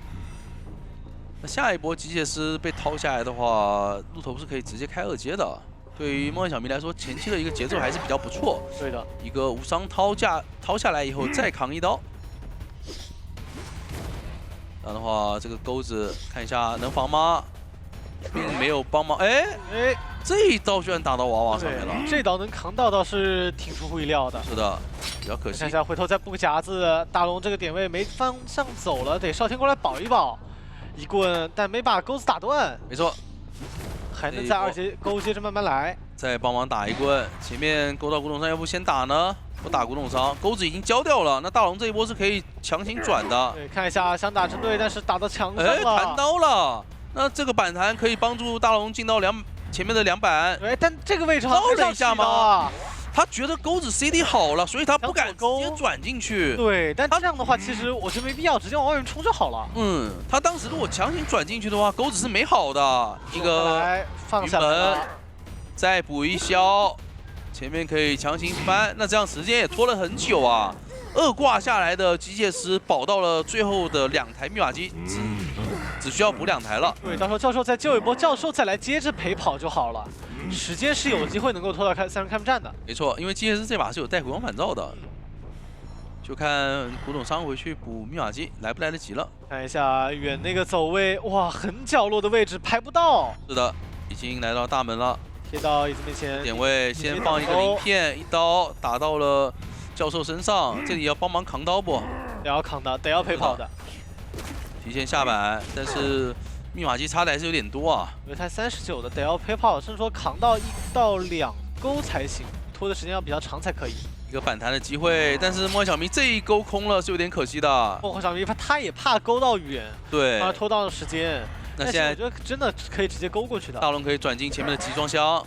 远的鳞片没按出来啊！现在大龙得自己牵制了，再回到2板一窗，钩子已经好了。这个钩子给的压迫很足，看一下这个位置小鳞片能不能顶掉刀。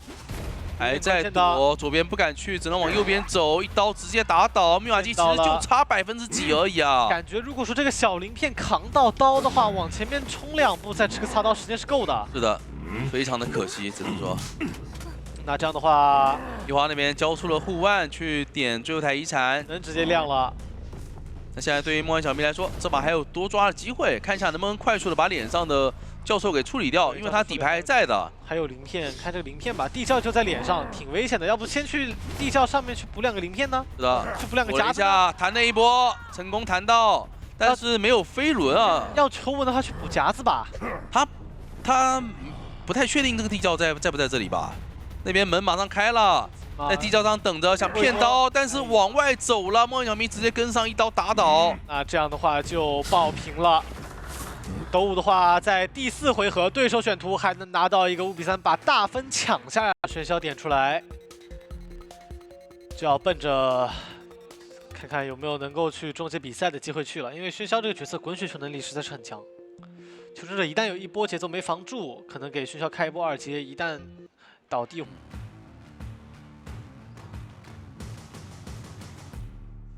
这一把邮差直接在脸上，感觉能追的机会还是有的，就看。来看一下东玄这边的狙击目标，应该就在白纸身上了，因为离得最近，而且邮差也是最好处理的那一个。所以白纸看一下是不是先绕大房绕一圈吧，还是说有其他的转点思路呢？应该是绕大房绕一圈，不过你看东玄这边也是做好应对了，点了狩猎本能。加上喧嚣本身移速就很快，是的。其实这一波身位拉得很近了。哎呦，上了一颗白球。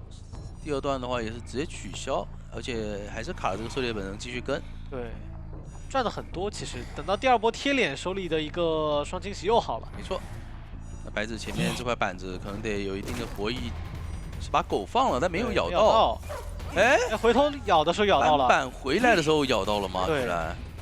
看一下双惊喜，这个位置上了一颗土球，还有最后一颗红球，一波打得快，还有哎呦，隔板没有机会上到，比较可惜，差一点。是的，不过那刀打到就是双球命中了，但不急。给张狂想了，他没有使用空中飞人跳过去上一球，他想等下一波双惊喜好了以后，然后来补双球，补到了。看一下最后一个土球没到场谢幕交掉，那这样的话得把他骗过去，也是命中了。这里邮差没法翻的，你翻过去的话，他直接空中飞人过去还是能够上到这个黑球。再加上也确定邮差没有携带飞轮效应，应该就是一个单双弹。直接把人挂到地下室。这样的话，陶大师也没办法使用逃脱术了，必须要本体过来进行一个救援。对，就看东玄这一波救人能够赚到多少节奏点了。能够排到位置吗？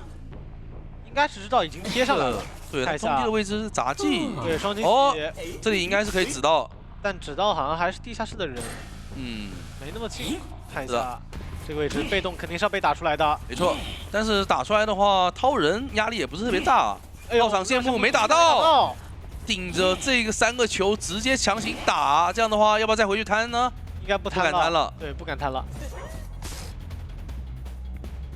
看一下邮差的位置，还是没有选择去摊啊。要跟。这样的话，这波地下室还是挺赚的，对求生者来讲，无伤把人给掏了出来。但是东玄也能接受，因为2阶已经开出来了，加上挂过来的话，脸上还会有一名求生者，这个人是可以直接强行去逼的。看一下手里有移形，逃脱术转到哪里？转到沉默人脸上。这样的话，沉默人有一个化险为夷，一会儿卡在脸上也是可以救的比较舒服。但是对求生者来讲，后面需要补的遗产可能还是比较多的。光荣效应中场也有一台遗产需要开。而且沉默人这个位置救的话有点风险，因为东玄已经是2级喧嚣了，有可能要吃到双倒，就是应该能稳。看这个红球吧。对，是选择土球拉近身位。哎呦，双球位置有点远了。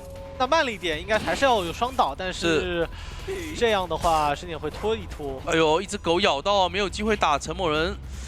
那现在感觉要继续追邮差了，只能。刚一个空中飞人想直接贴近跟掰着的身躯，但是被沉默人直接一波封到。没错，再交一颗球，身躯拉的还挺安全。点位在防空中飞人。对，看一下回头。是的，还差最后一颗土球，密码机不太够啊，让羡慕，但直接消入双惊喜命中也没问题。没错，这把对于东玄来讲，起码保平不是什么太难的事情了。因为移形和挽留都还在手上。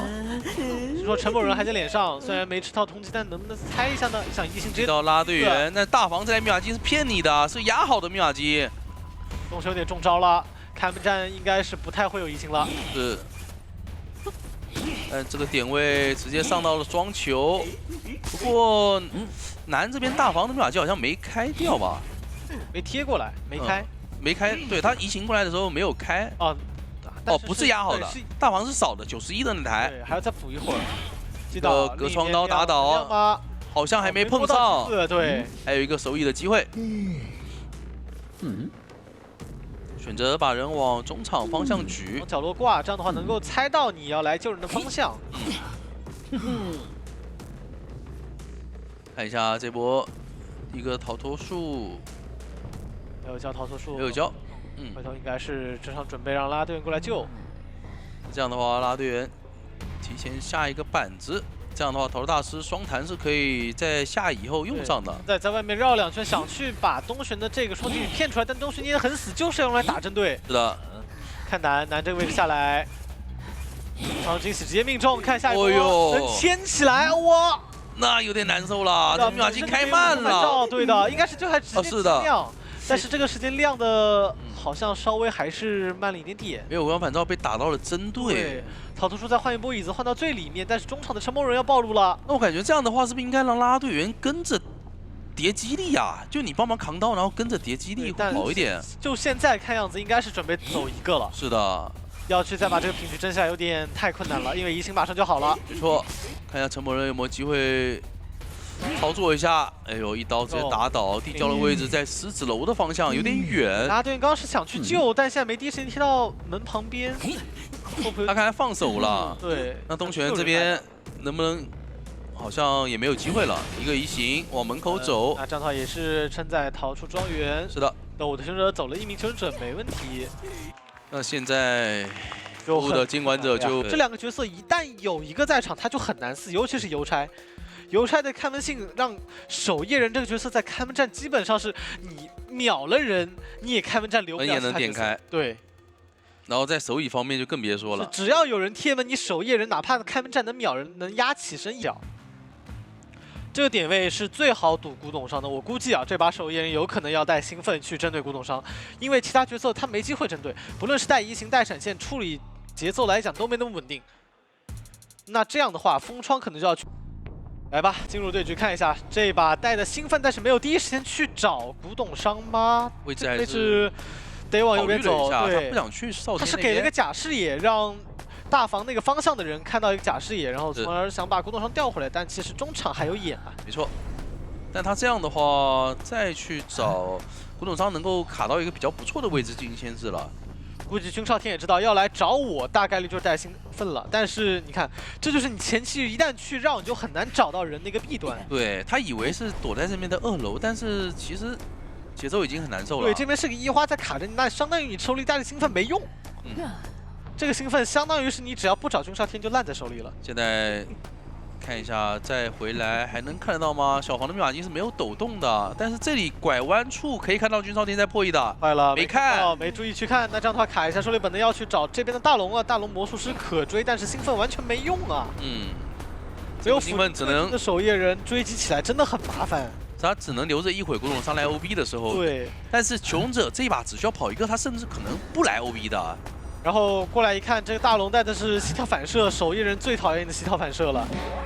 哎，一个侧刀打到了，可以有机会，手里有张狂，但是前期没攒特别多的能量。没错，如果说有个能量，这个人是能秒的，但现在大龙还能再转进下面的一板一窗。他的能量全部用来风行追击了，现在只能等下一个落风，看能不能。必须再踩的话，这波又要给魔术再拖一波时间。手里哪怕翻过来有魔术棒，还能再牵制。所以这个魔术棒稍微挡了一波伤害，但这个床已经翻不过去了。 跟我击倒，但这个时候已经1分38秒，手里带的是兴奋，不是失常。场上密码机也进3台了。农场的话是一个地下室，昊天好像贴过来想卡在边上。是的，就现在这个节奏来看，梦幻小迷很难找到一个4抓的节奏。是说现在1花都不着急，我压满救。你一个兴奋守夜人没办法。对，主要是你的张狂暴露了呀。 你张狂暴露的话，那说明什么？你要么没挽留，要么没底牌，你这个开门。对，而且守夜人那个角色基本就猜到没有携带挽留了。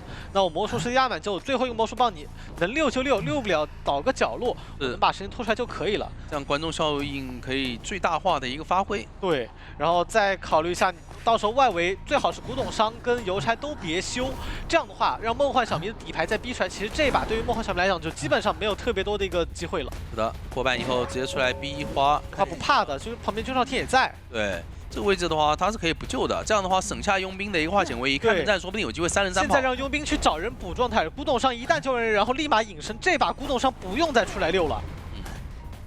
其实佣兵都可以不用调整了，他直接去破译都行。但最稳肯定还是去找人补一下状态嘛，对吧？因为下一波的话，可能有底牌要切船的一个机会，别把这个机会给到守夜人就好。是的，这一波看一下大龙的牵制能够多拖多久吧。 这里有一块长板，但是也没有下。对，一板一窗这个位置，手里交出魔术棒之后还得哎呦，这刀命中了。是的，又一个反走被预判到了。可以。那这样的话，密码机是4台左右啊。对的。对虫子来说，后面有2台遗产是可以去打拉扯的。要准备打最后一台密码机的拉扯了。 看一看吧，遇到了半状态佣兵，但是不太好追，因为佣兵前面是一个护腕都没有交的。梦幻小迷只有2种选择，一种是底牌直接出去找佣兵，但佣兵离得很远；另一种就是带着兴奋再去闷头找少天。是的，这个点位前面再等一个弱风，看一下有没有机会拿刀。哎，骗到了一手飞轮，飞轮顶掉，你手里还没能量，坏了，这个位置得交兴奋才能顶一刀了。但是他不敢交，他怕什么？他怕这个位置如果交了兴奋，下一步刀拿不到了。是的。 因为我现在只吃了一棍子哥嘛，我下一波如果追上去，兴奋交了，他再来2棍的话，我其实是比较难处理的。但其实你看求生者这个想法特别好，因为守夜人太难拿刀了，所以2台密码机一起打，当你是那种控场型监管。没错，那这一贴传送过来找1花，其实也不太好突破。1花还有2个护腕呢。对，1花现在没关系，可以打，因为另一边密码机一定是能够，一旦够了，一个卡中场，一个点门，你一个守夜人没办法。是的。 地窖就在脸上，狮子楼的一个地窖。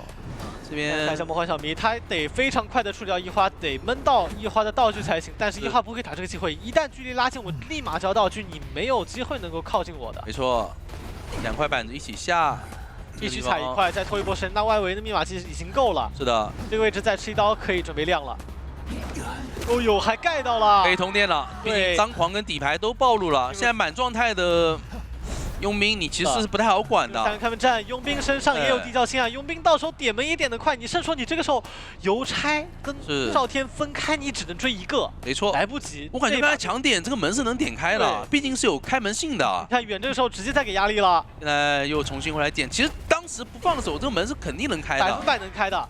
但还是怕了，不过也是梦幻小明手里没挽留，是可以当着他的面抢点的。对，古董商能够帮忙去打几棍机关枪。哎呦，狗再回来咬断你的冲刺，是的，太难受了。另一边的门也要准备开始点了，佣兵身上还是有地窖星的，点门点得非常快。哎呦，一个反弹加飞轮躲掉了一刀。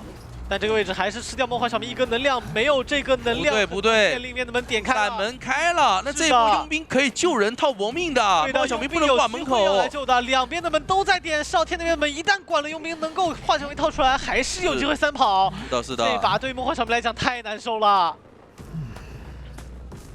这个地方带这个化险为夷的佣兵已经贴过来了，传送落地，但传送落地直接给2棍，10秒止戈。 当着你的面强行点门，一个落风把人吸出来，没关系，另一边化小明套出来，直接冲门。这把梦幻小明只能留古董商，但是佣兵还想争。是的，这个地方过来帮忙扛刀，先把门偷开，然后再扛刀。飞轮补一个距离能翻吗？翻不了。打到，但是佣兵门点开了。是的，把佣兵逼出去才行。没错，不然的话这把还是要看有机会能扛刀的。